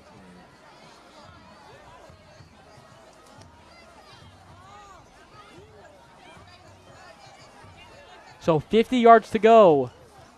8 seconds left to make something happen. Chandler will have one play, and something tells me it might just be a passing play here. You know, I kind of got that feeling too. I don't know what it is. It might just be an itch. Something must be up in the air, up in this booth. Yeah, you never know. You never know. Heffron, a lot of time in the pocket. Looks to the left side, now to the right. Moving around the pocket, he lets one go. And Is that caught? caught, but, oh, That's the end. intercepted. Oh, Intercepted by number 7, Jarius Grimes, but doesn't matter. We're going to halftime, ladies and gentlemen, and we've got a competitive football game. 29 Chandler Wolves, 21 Casteel Colts. We'll be right back after this 20-minute break where we've got some competitive football here today on Chandler's home turf. Once again, I'm Adam Perry, joined with Andrew Fury. Thank you for joining us in the broadcast today.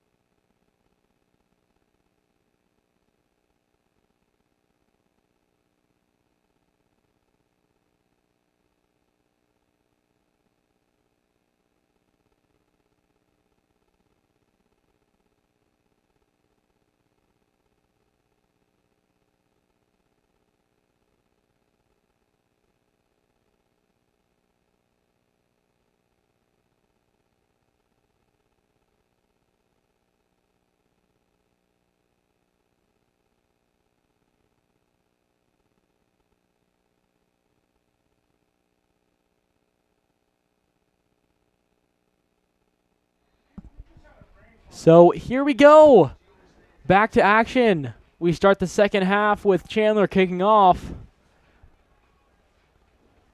And Casteel will get a chance to rectify some things on offense here, right some wrongs, and get a good offensive drive rolling.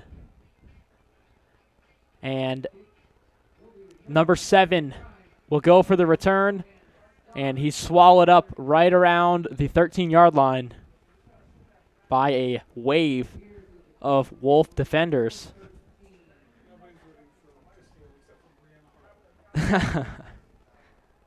I've just been informed that not a whole lot of people support Casteel. Paulo Hutchison, not a fan.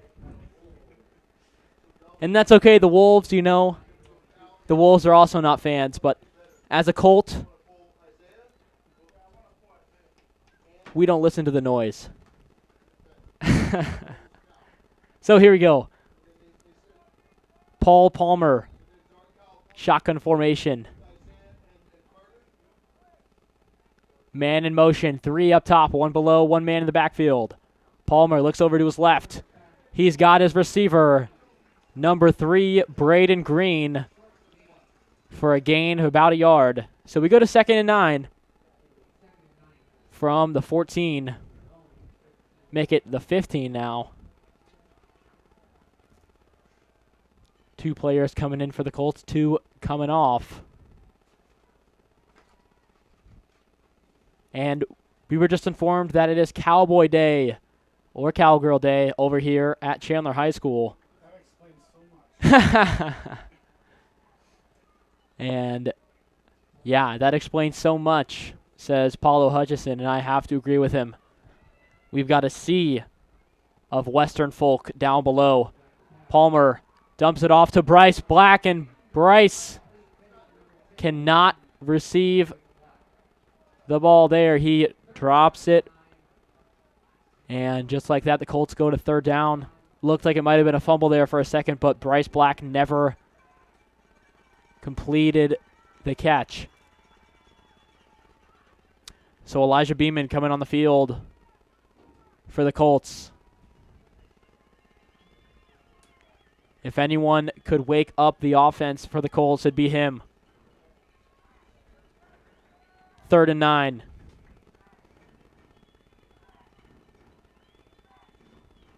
Wolves looking to make the big defensive stop. Palmer, shotgun formation, 3 up top, 1 in the backfield, 1 down below. And penalty. Delay of game against the Colts, so they just made a hard position even harder. They go to 3rd and 14 from their own 9-yard line. Sorry, from their own 10-yard line. So back against the ropes for the Colts. Chandler, big opportunity to make the defensive stop and force the punt to start the second half. Palmer, shotgun formation, 3 up top. Bryce Black in motion over to the right side. Palmer looks upfield. He's going to have to run it. And after a gain of about 10 yards, he'll be forced out of bounds. And now 4th and 5. Looks like the situation here. And the Colts bring on the punt unit.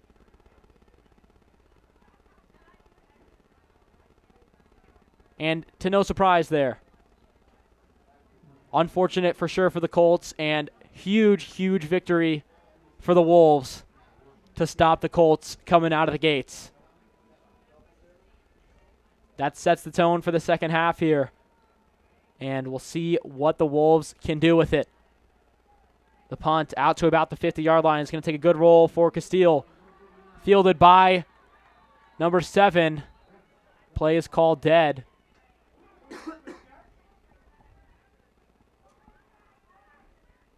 And apparently he called fair catch. And you know, I don't think you can fair catch off the bounce, and I did not happen to even see. And now a penalty.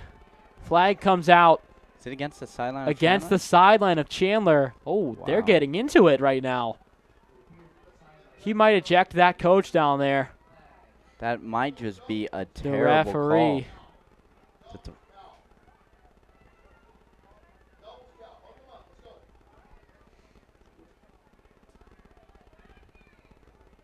Wow. You know, we had an interesting Wow. start to the first half, just playmaking-wise, and now we have a interesting start. So from the 24 of Chandler after the punt from Casteel. And still some chattering going on between the referees on the field and the Chandler sideline. There we go. Amends have been made.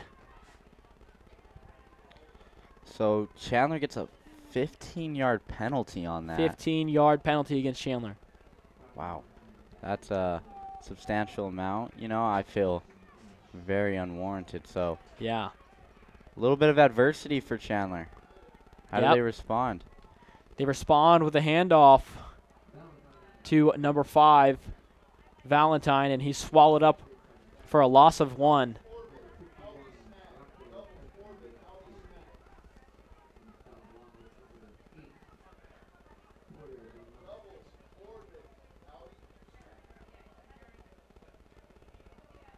So deuces, 2 up top, 2 below, 1 in the backfield. Man in motion is Valentine. And Valentine has the rock. He's going to run up the sideline, bust a move, and be forced out of bounds right around the 42 after a big gain and the controversy. They're right back to where they would have been before. Heck of a play there. Khalil Valentine, man, what a playmaker he's been today. He absolutely is.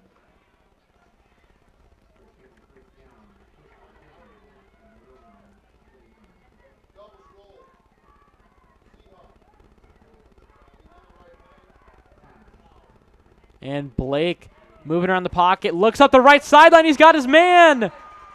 Blown coverage, and he's going to break a tackle. He's going to break 2 tackles. All the way he goes. Are you kidding me? 2 tackles broken in the open field. He didn't run to the side. He ran straight through him. Wow, yes he did. He just, wow. Who is that? Number 14, I believe. Carter Ochoa. Are you kidding me, Carter Ochoa? Wow. And how about the playmaking ability of Blake Heffron? That's just tremendous right there. Pocket collapse. He rolled out. He found his man up the sideline, blown coverage. And he broke 2 tackles in the open field for 6. That is electric from Chandler High School right there. And that is a tone setter. They're up 2 possessions now. The extra point is good. Casteel backs against the ropes right now. Chandler threatening to run away with this one. That is just good football there. Wow, Carter Ochoa steps up. Dang, wow. You said it, Perry. You said he ran through him. He absolutely did. Great catch in stride. Wide open. So now Chandler just really puts an astounding lead on top of Casteel, who needs to kind of turn things around in a big way. They got to minimize penalties as well, and I would stay off the ground. I would start throwing the ball a little bit more, you know, trying to find some people open. Kind of up the middle. They've kind of strayed away from that for a while, so now they get to receive the kick here. Yep. Down 35-21. 35-21. So make it 36-21. 15-point lead for Chandler High School. The Wolves baring their fangs right now.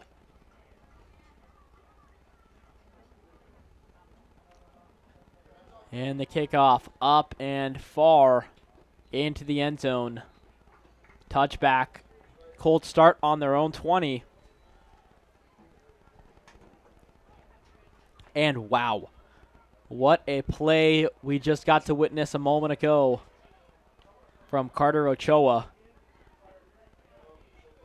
Absolutely electric stuff here from Chandler's home turf.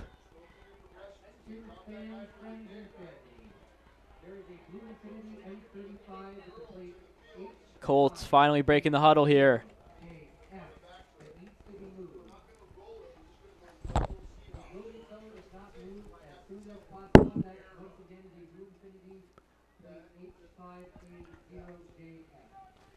Number 9, Paul Palmer, shotgun formation.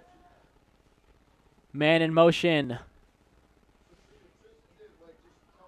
And a little pitch over to number 3, and he is popped for a huge loss. And there we go.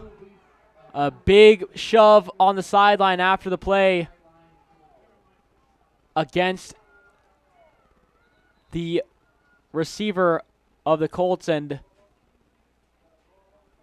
we'll see who they call the flag on here and how many yards they push him forward.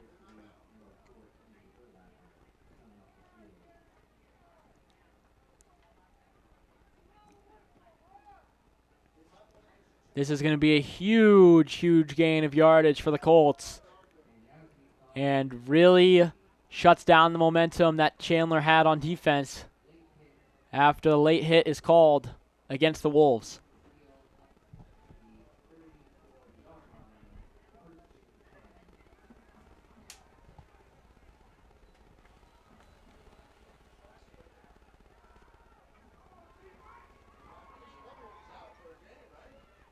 So here we go, Paul Palmer, shotgun formation, 2 up top, 2 below. And Palmer has some time in the pocket, and he leads Bryce Black just too much. The pass is out of reach, and that'll drop for an incompletion. And we now go 2nd and 10 from the Colts' 30-yard line. 34-yard line. And some confusion from the Wolves once again. They're ready for action now. Organized confusion, if you will. Palmer dumps it off to number 3. Flag on the play. And he's brought down right around the line of scrimmage.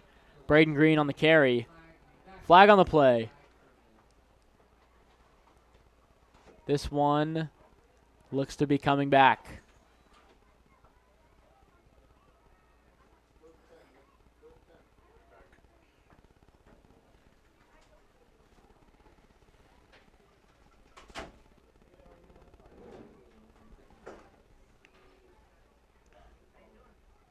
So after some quick discussion from the referees, this one is holding against the Colts. Push him back 10 yards. 2nd down and 20 for the Colts now. So they give the penalty right back that Chandler had a moment ago. Now on even ground, even footing. Palmer, shotgun formation, 2 up top, 2 below. 1 man in the backfield. Palmer rolls down. Got his man, and the catch is complete. Right around the 31-yard line, but number 13, Jacob Ice, got popped on his way down. 9 minutes, 10 seconds left in this 3rd quarter. And we have seen some good action so far here.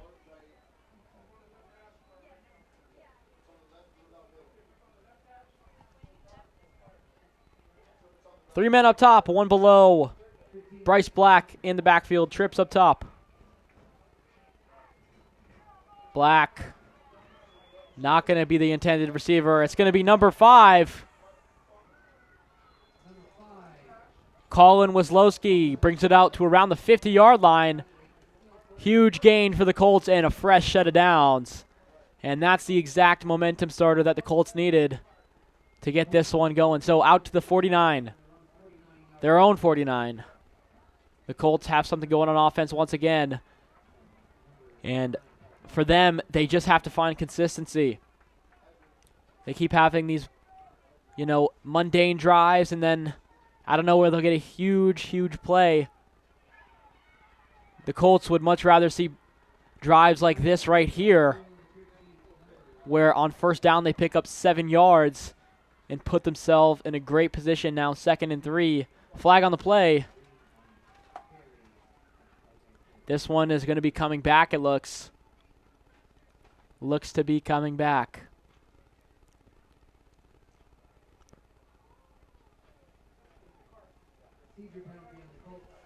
Yep, so coming all the way back. So they move back 5 yards. Now back to their own 44.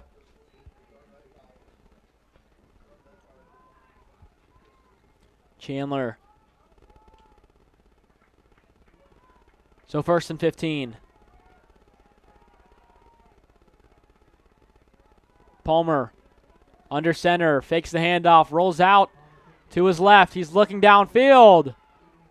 And he's just going to keep it for a gain of 3. 2nd and 12 now.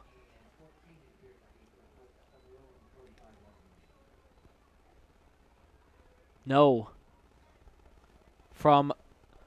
Okay, apologies. So 2nd and 14, he picked up 1 yard there.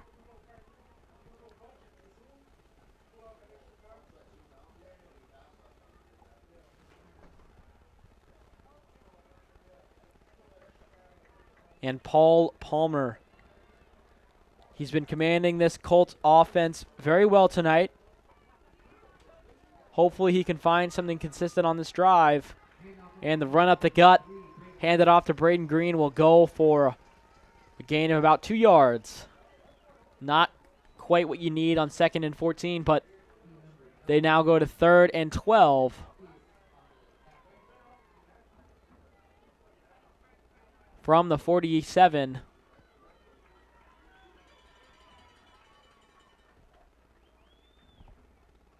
Just under 8 minutes left to go here in the 3rd quarter.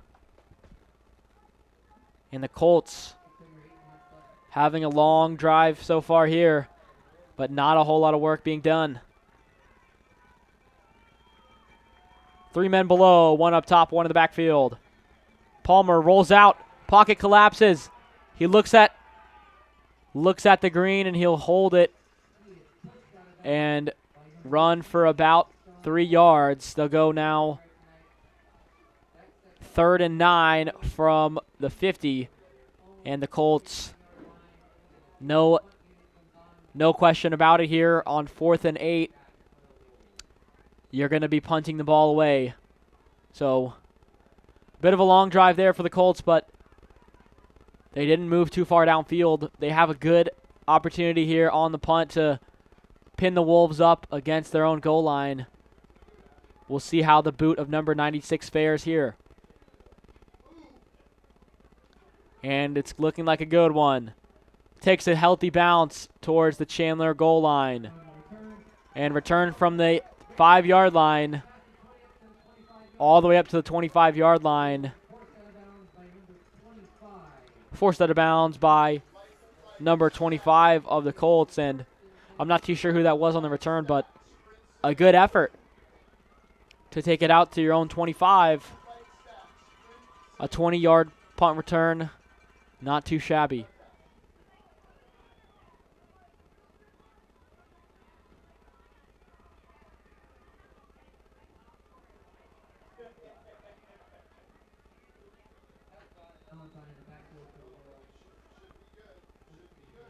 Here we go. Blake Heffron looks way downfield. And incomplete pass, but looks like a defensive pass interference. So huge gain for the Wolves.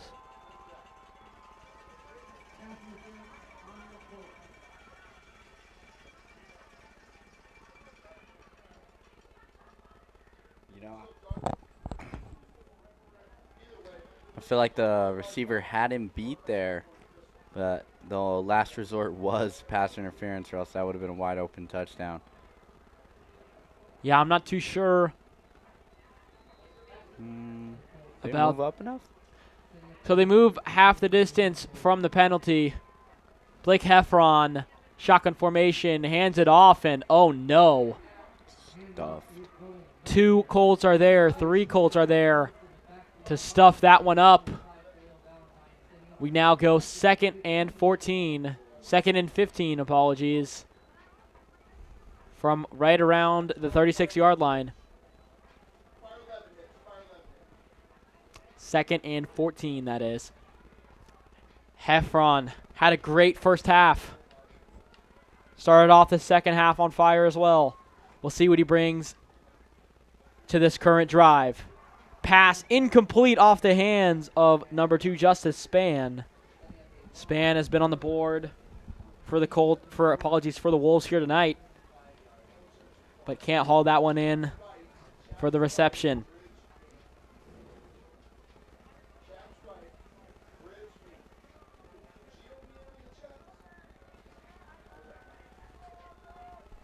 Trips up top, 1 below. 1 man in the backfield. Heffron looks up, looks down, keeps the ball, and he'll have a gain of about 7 yards.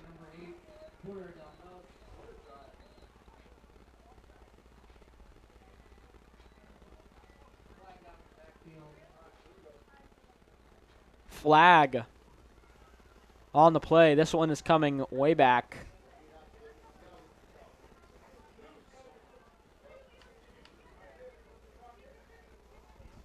Hold on.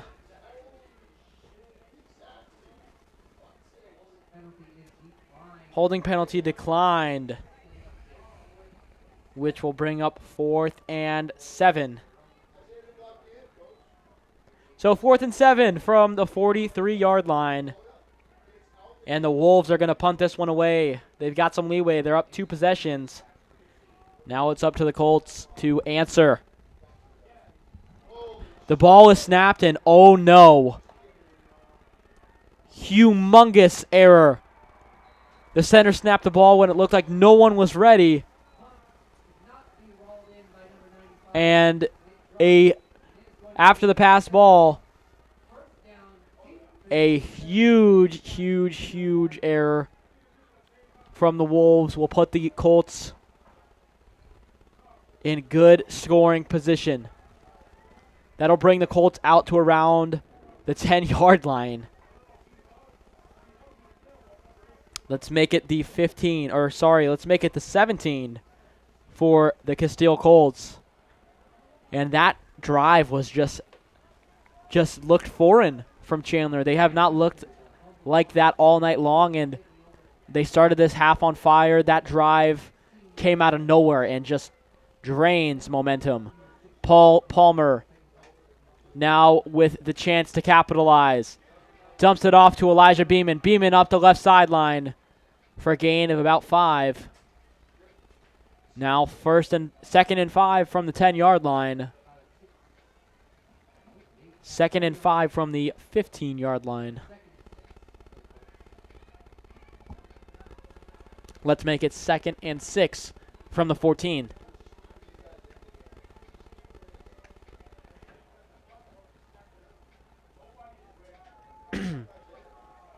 Three men below, 1 up top, 1 man in the backfield.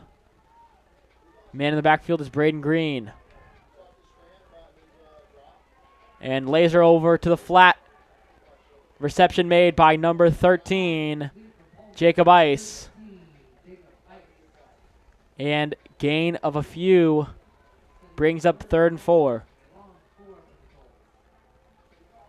And for Casteel High School, this is a mistake that you just have to capitalize on. There's no question about it. Absolutely. This is a necessary touchdown for the Colts. If Chandler comes away with a stop here, the Colts are just about down and out of this one. Chandler has the defense where you would expect them to be. Palmer rolls out to his left side. He's got some open field in front of him. There we go. Stop right there.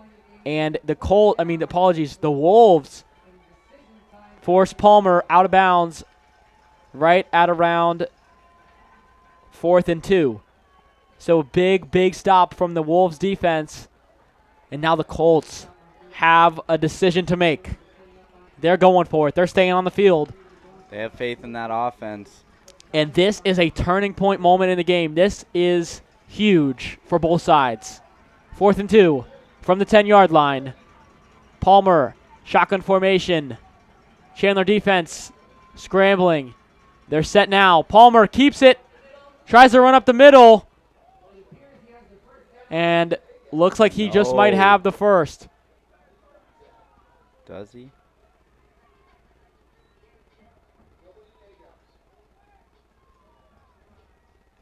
And some discussion here between the referees.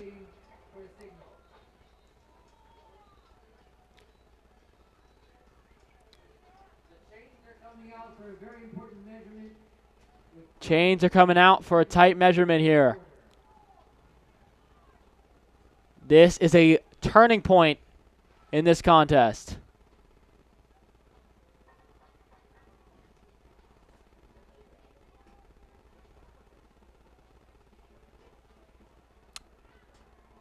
And looks to be a first down.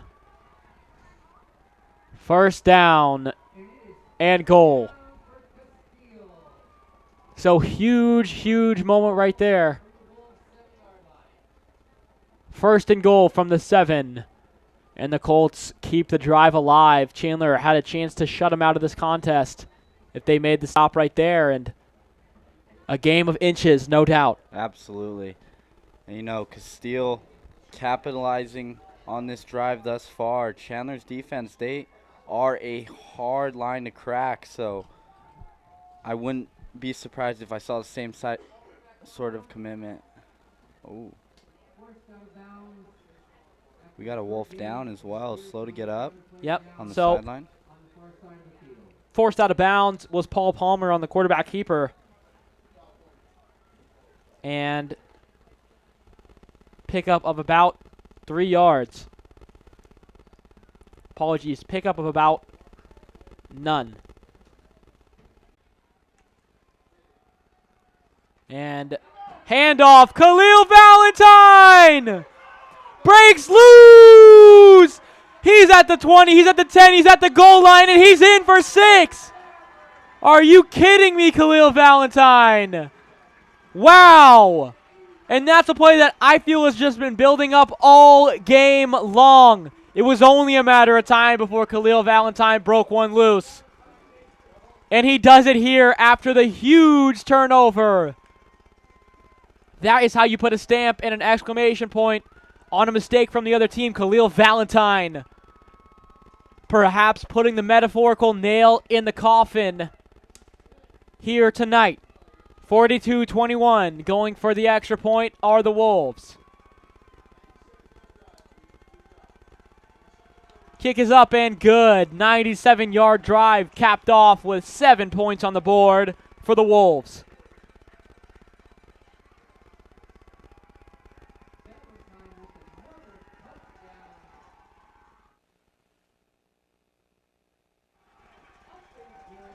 Wow, what a wow, what a way to keep the tides going in your favor.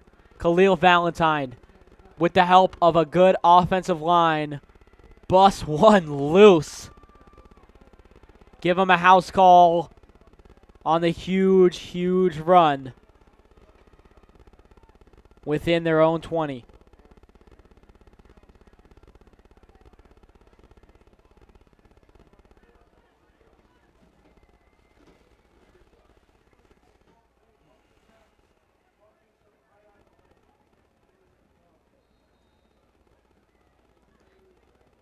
So Chandler now back to kick and Colts back to receive. Gareas Grimes back to receive for the Colts.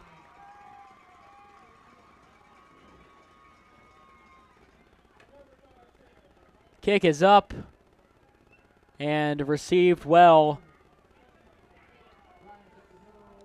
And Gareas Grimes, big carry up to the 25-yard line. Good way to start for the Colts. And the Colts are in a position now where it's go time. You're down 3 touchdowns entirely. And There is not much wiggle room time left. They got to go. You know, they got a couple touchdowns down for sure. Maybe even having to make something else happen on top of that.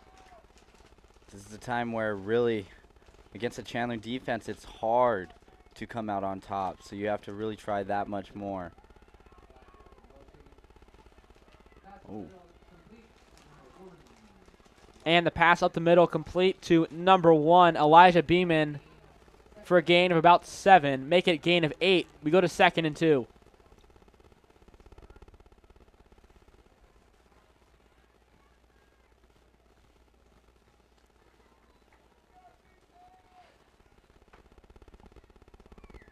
Here we go. Paul Palmer hands it off. And Black Ooh. with a good run. Huge gain. Chains are going to move out to about the 41-yard line. Big gain and a big momentum shift to finally move the chains in orderly fashion for the Colts. They'll try and keep this offensive momentum going right here.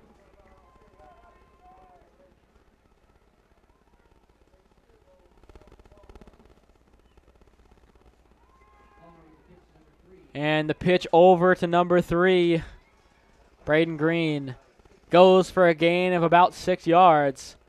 2nd and 4 from the 46-yard line.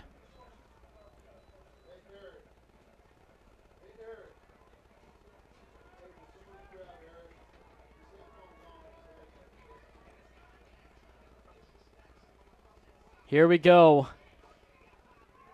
2nd and 4. And flags out.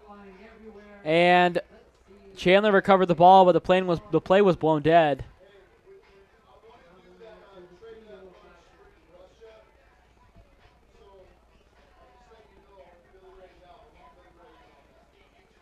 Wow. We'll Chandler's see. eager to get a stop here. Yeah. We'll This see one- who the call goes against. False start offense. So Colts move back. 2nd and 10.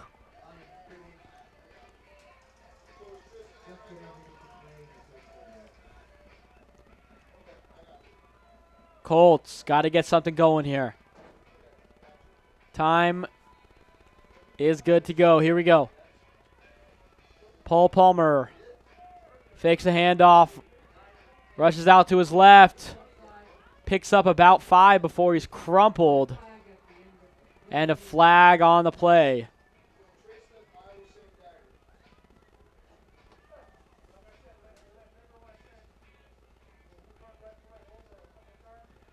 We'll see who this is against. It's against the Wolves.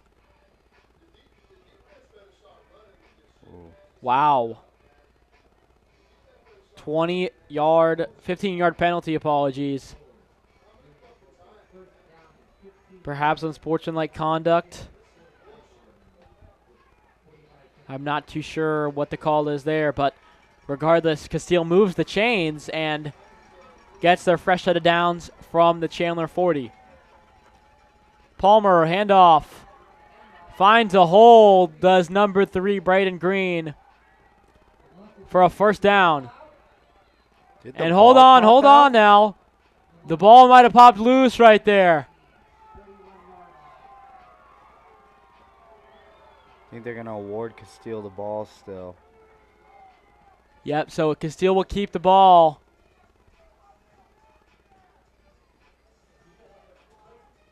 Casteel keeps it. 2nd and 1. And we are going to head into the second quarter here. No. Fourth quarter, sorry. Looks like Casteel's trying to run a play, though, before the end of the quarter. Wow, they're trying And to they get it off. And Green picks up the first down and a couple yards extra. We go to the fourth quarter. Not the second quarter, the fourth quarter. And we'll be right back, and when we get back, we see the Colts try to sustain this drive and switch the momentum up on the Wolves. But they have a lot of work to do. They're chasing 22. No better time than now. No better time than now. We'll be right back. Adam Perry and Andrew Fury on the broadcast.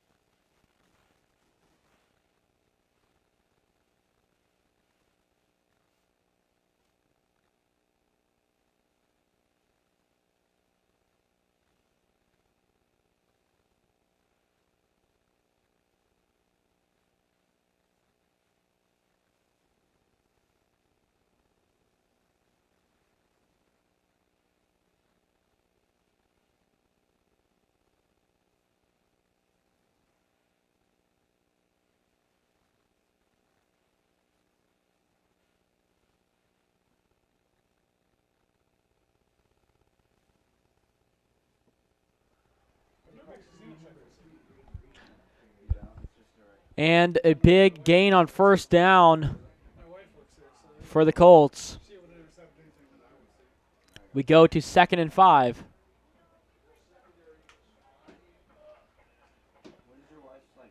Second and 5. And quarterback's going to keep it for himself. Paul Palmer bounces off the turf pretty rough there at the end of the play, but he picks up about a first down. No, we go to 3rd and 1. Chandler has a big opportunity right now once again to make a defensive stop. Colts are rushing down the field on this drive. They are not quite done yet.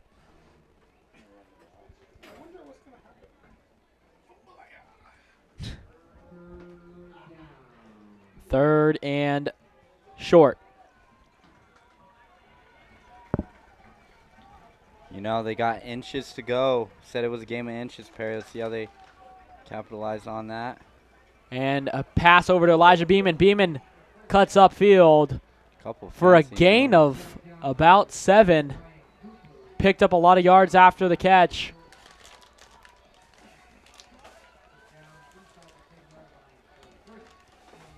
First and 10. Yeah, apologies. 1st and 10 from the 11. So basically a long 1st and goal here. And handoff over to number 3, Braden Green, will be good for about 6 yards.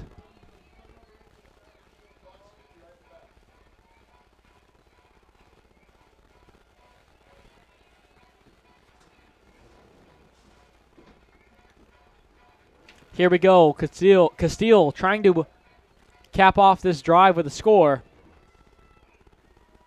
They've been successful so far on this drive. They hand it over to Beeman. Beeman busts a move, hops over a defender, and he'll be down right around the 1 yard line. Maybe a 1st and goal now.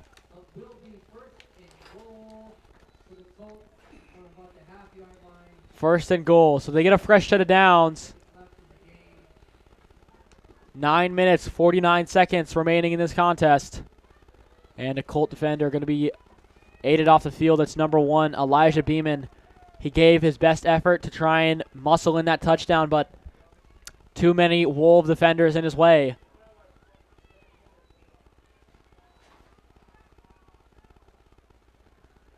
And too many men on the field for the Wolves right now.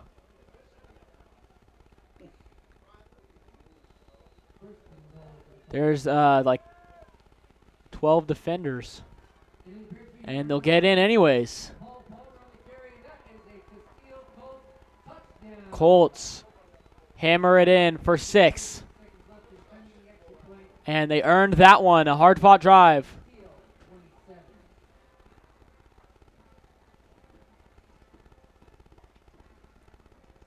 Casteel now 27 to the Wolves 43. They're still trailing a good amount. Make it 16. And they're going to go for the extra point. At some point in this contest, they might be forced to go for 2, but not quite yet. The kick is up and good. Right through the heart. And the Wolves will get the ball back on offense with a chance to really seal this one. We'll be right back while both teams get ready for the kickoff. 9:43 on the clock. This one has been a fun contest so far.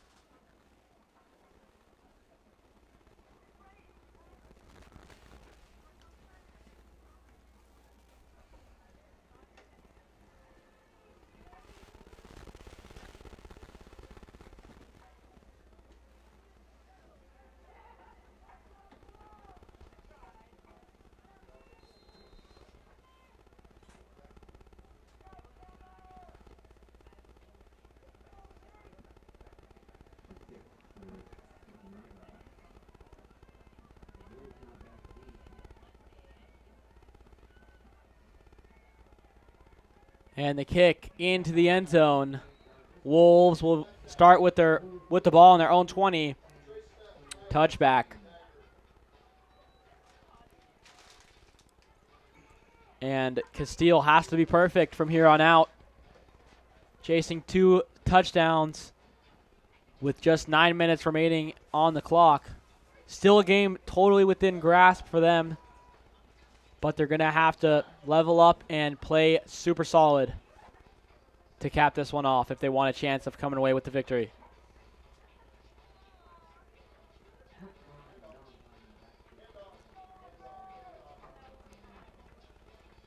And Heffron hands it off to Valentine. Valentine swallowed up for a gain of about 4.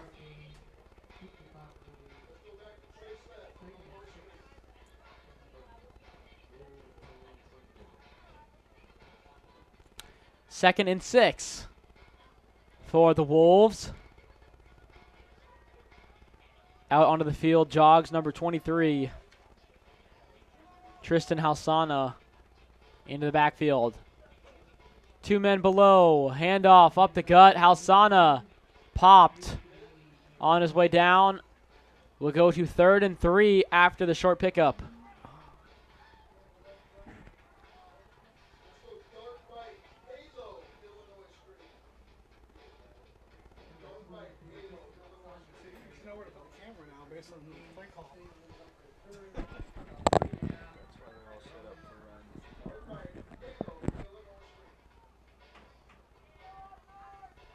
Here we go. 3rd and 3.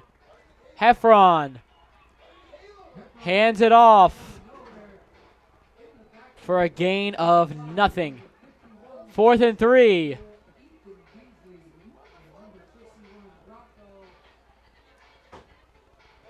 A disappointing drive from the Wolves right there. They're set up to punt. And Casteel gets the Wolves off the field in under 2 minutes.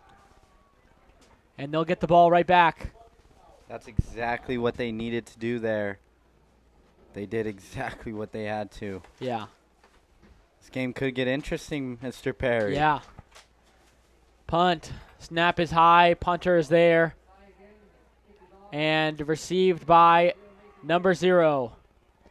He's going to bust up the left sideline. Stay in bounds. What a gain of yards there. Out to about the Wolf 36. Huge pickup for number 0, Mason Lewis.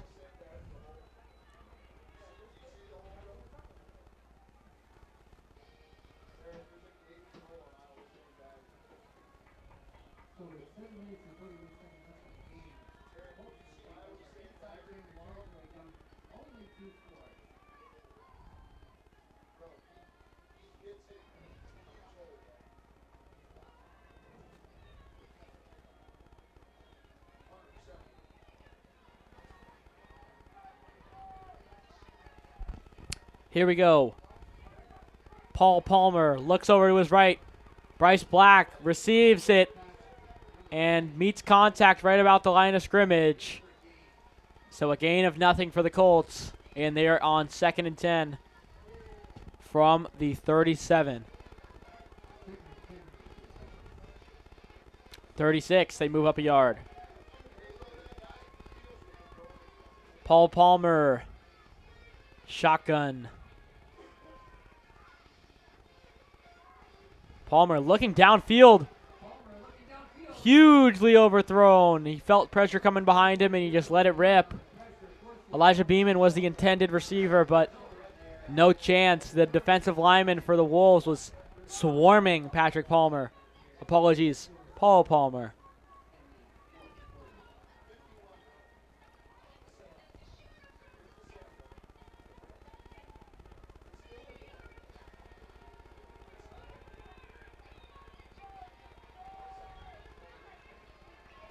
Three men below. One man up top. Timeout called by the Wolves. We'll be right back after this quick break.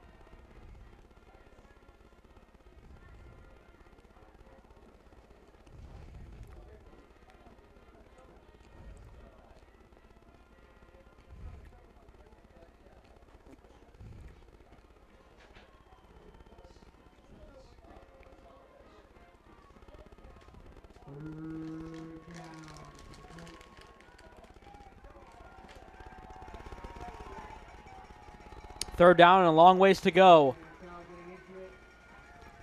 Paul Palmer motions over Bryce Black.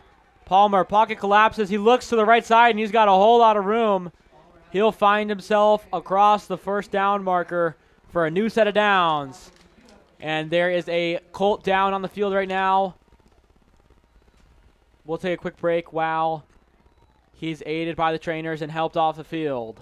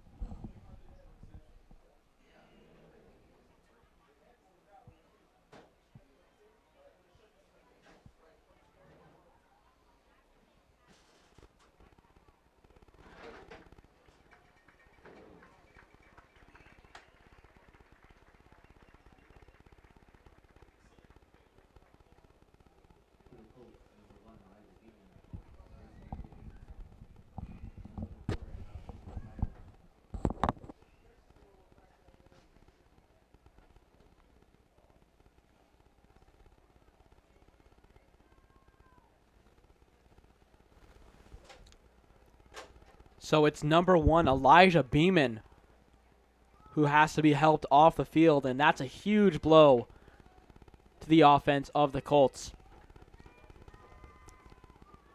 We'll see what they can manufacture without him. 1st and 10. Palmer, shotgun formation, snaps it.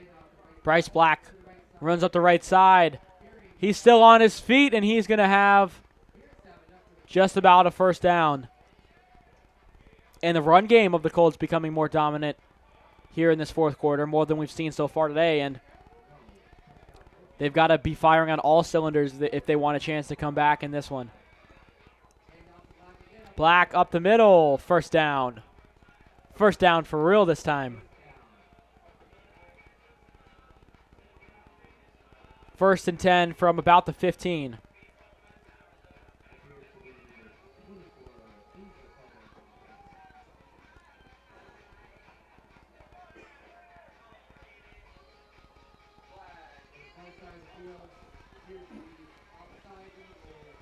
Offsides on the Chandler Wolves.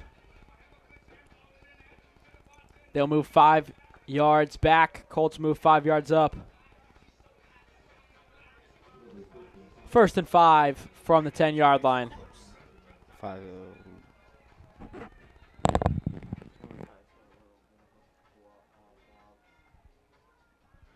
Here we go. Palmer snaps it. Hands it off to Bryce Black. Why not? The kid's been on fire.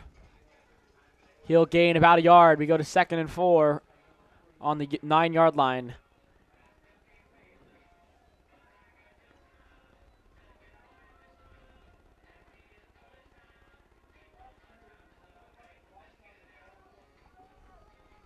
Palmer, shotgun formation.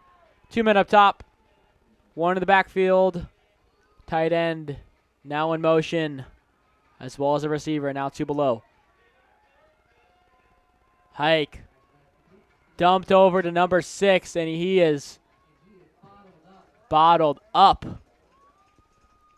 Number 6, Kyle Harper, on the reception, and it's a first down. 1st and goal for the Colts now.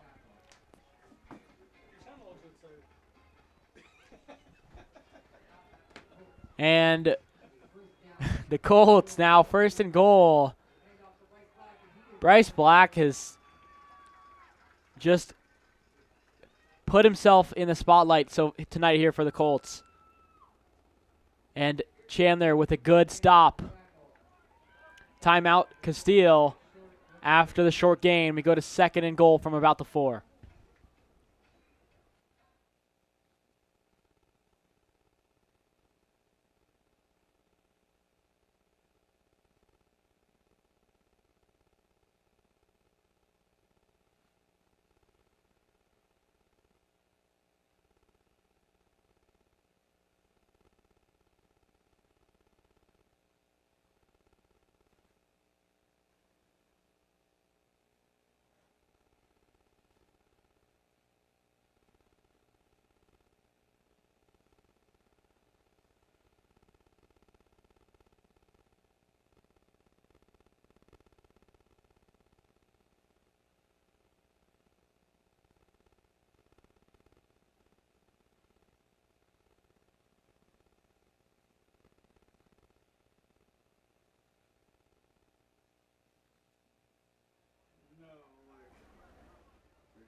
Here we go. 1st and goal, 2nd and goal from the 4. Wolves need to make a defensive stop here if they want to shut Casteel out of this contest. Casteel needs to score to stay in it. Palmer swarmed, and he's got his man at the back of the end zone. Incomplete, the pass is broken up. Some great defense by the Wolf defensive back. Intended receiver was number 24. Wiley Rochelo of the Colts. 3rd and 4. 3rd and goal from the 4. Colts backs against the wall. 2 plays to score a touchdown. 5:16 left on the clock.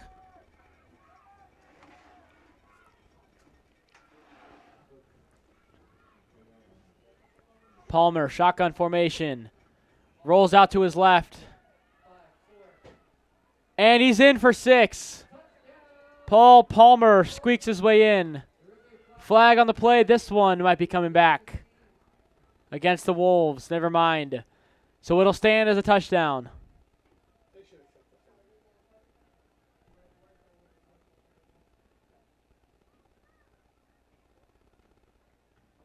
No, it's holding on offense. So the tutty is coming back, and the Colts are pushed out all the way to their own 14. Apologies, to Chandler's 14. Nevertheless, instead of a touchdown, they lose 10 yards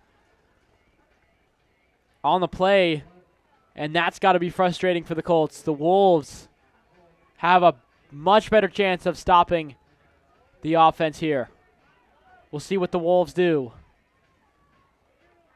Palmer rolls out to his right. He sees his man.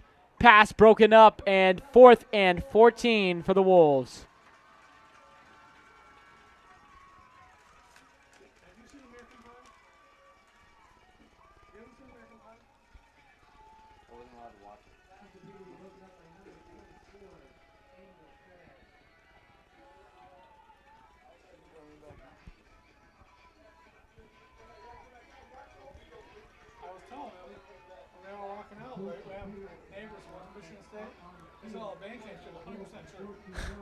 Yeah. They were in the marching band in Michigan game, all that shit. True. Wow. Take that for you. That one's you want to see. Some insight from Paulo Hutchison. Not exactly regarding the game. Bryce Black flips it back over to Paul Palmer. Palmer up the sideline, and no good. Turnover on downs after Palmer is forced out around the 2-yard line.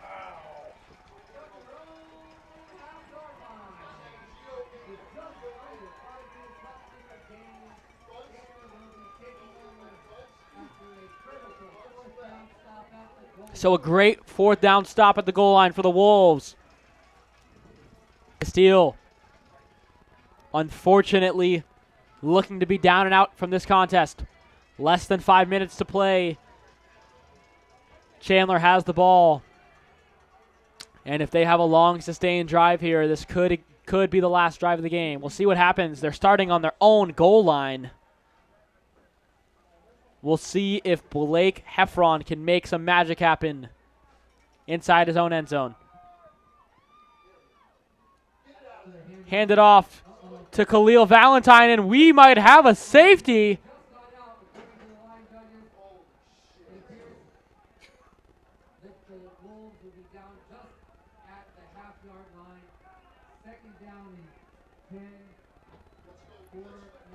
Second down and 10 from inches away from the goal line now. Khalil Valentine was swallowed up by a wave of Colt defenders. Almost a safety. 4 minutes, 20 seconds left on the clock. Heffron keeps it himself. He gets out of the end zone, and he picks up about 10 yards.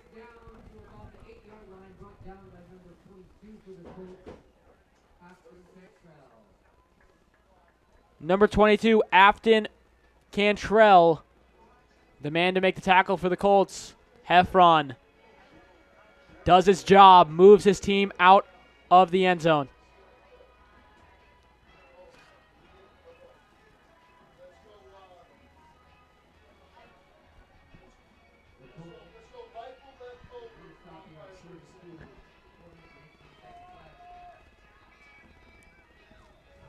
Timeout is called. No. Oh, yes. Timeout for Chandler. 4 minutes, 18 seconds left on the clock. And Chandler leading by 3 possessions. Just needs a long drive to win this one. We'll be right back after the quick timeout.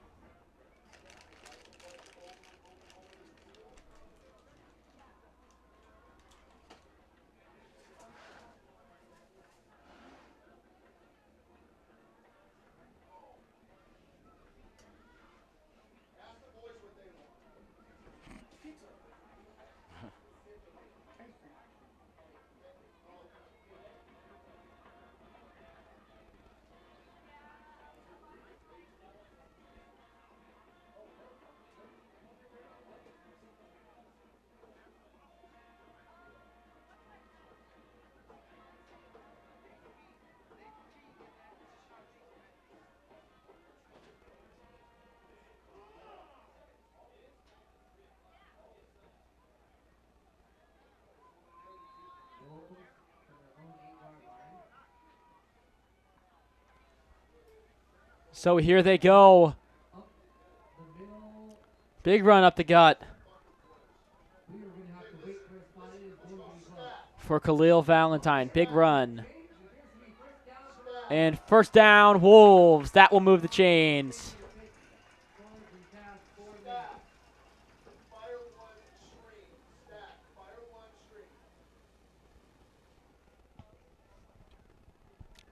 Four minutes to play.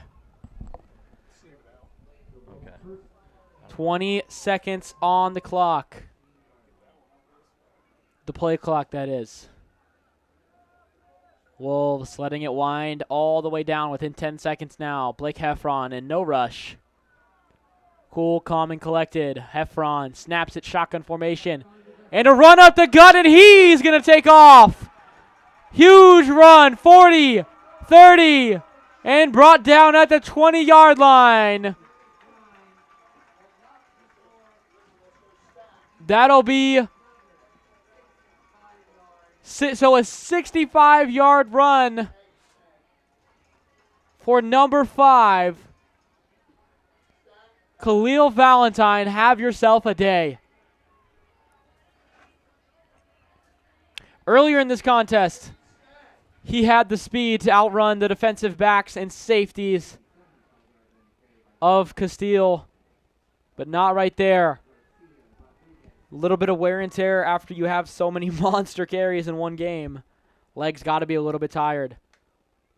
But Khalil Valentine, 65-yard pickup. Heffron moves out of the pocket and will take a knee, avoids the hit, and loses 2 yards on the play. We go to 2nd and 12. Heffron.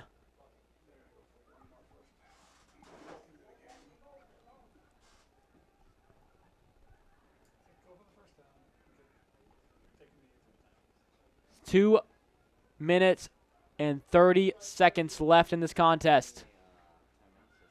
One first down will win the game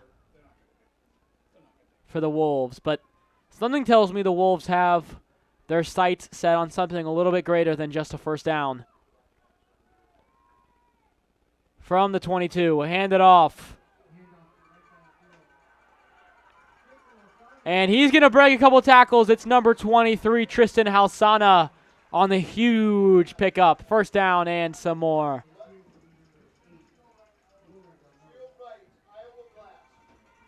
Number 8 makes the tackle, Porter Del Nance from Casteel, but the damage is done. The damage is done. A great run right there by number 23, Tristan Halsana. Will put the Wolves in position to kneel this one for victory. Oh, no. They are not looking to kneel anything. Pistol.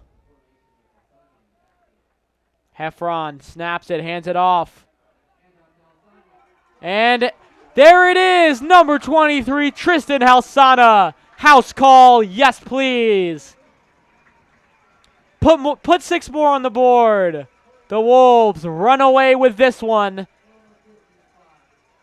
after the huge touchdown run from Tristan Halsana. He just picked up the first down, and the coaches reward him, say, hey, this touchdown's all yours. And that should do it for this one. Chandler poised to take home the victory. 1:29 on the clock. Extra point is up. And it is good. No good. Up and no good.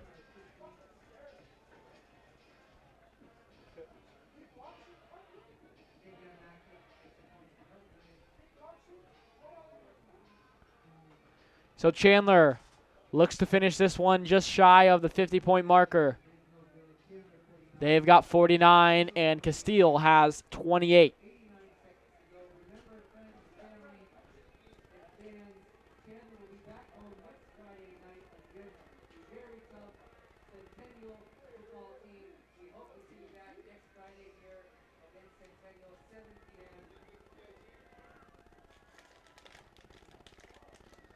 So the Colts put up a great fight in the first half, but couldn't quite keep up after we came back to action for the second half of the game. Chandler now poised to kick off, and Casteel poised to give their last effort.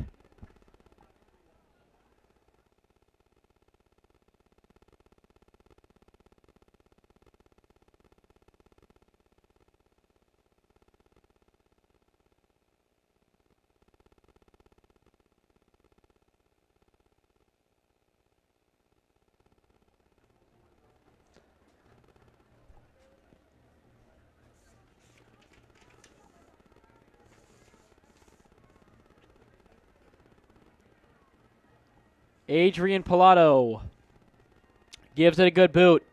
Number 7.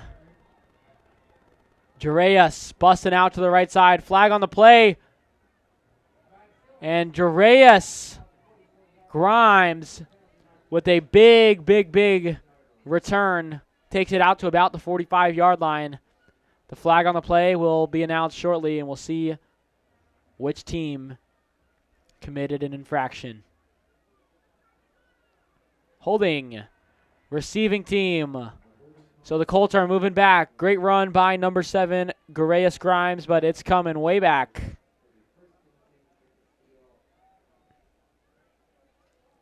Way back. Way back to the 7-yard line. Make it the 8-yard line.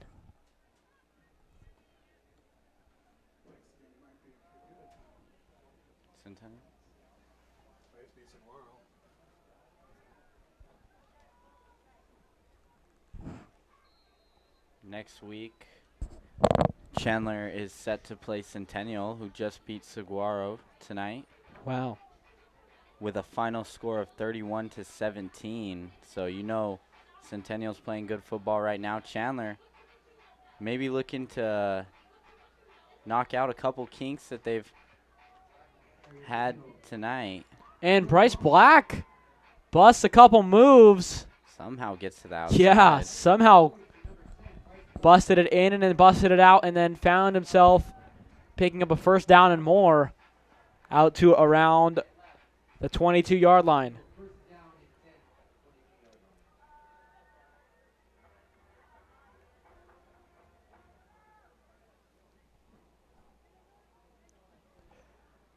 First and 10 from the 22-yard line. Clock is winding down. 44 seconds to play in this contest. Couple in motion. And a delay of game is called. Apologies, timeout, Casteel, instead of receiving a delay of game. 32.6 on the clock. And let's talk about what's next for these teams. So we mentioned Chandler is facing off against Centennial next week. Centennial just came off a big win against Saguaro. And honestly, if Chandler gets their offense and defense in sync, like we saw for every play after the first quarter, they could continue this undefeated streak all year long. They should be in good position. But they were in a bit of a funk to start this game, and they worked their way out of it. They were shocked almost a little bit by Casteel's aggression to start this contest, but they persevered, they stayed determined, and they won the battle of attrition in this contest. So a Philly special, and a trick play will pick up about 15 yards for a first and more. 23.6 on the clock. This one coming to a close, but Casteel trying to end on a high note. One, maybe two plays left in this one.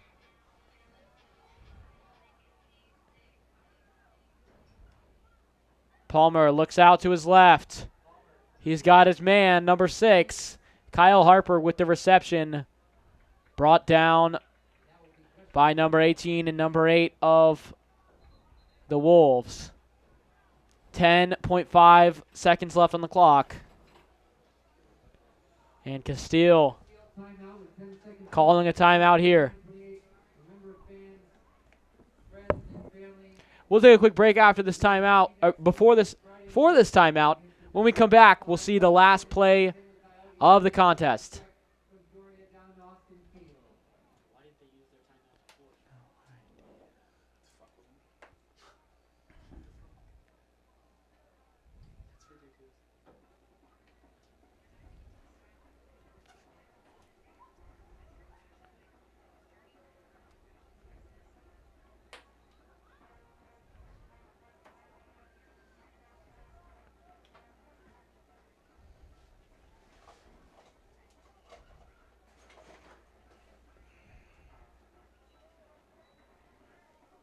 Here we go. 10 seconds on the clock. Palmer, shotgun formation, 1 man in the backfield, 1 below, 2 up top. Dumps it over to number 5, who will go out of bounds. Will not go out of bounds. And that'll do it. This contest comes to a close. Chandler High School comes away with the victory. The Wolves move to 6-0, while Casteel will fall to 4-2. And a wonderful display by the Wolves. They shook off the rust in the first quarter. They bounced back, and they just kept pounding the rock. They kept pounding the defense of the Colts, hammering run plays, hammering everything. They had great diversity in their play calling. We saw a lot of trips. We saw a lot of motions. And the offense, the complexity of the offense and the physicality of the defense proved to be too much tonight for the Colts. So we'll see you back here next week, where Centennial comes to challenge the Wolves in their den. Thank you for joining us. Once again, I'm Adam Perry, joined with Andrew Feary. Have a good night, ladies and gentlemen. God bless.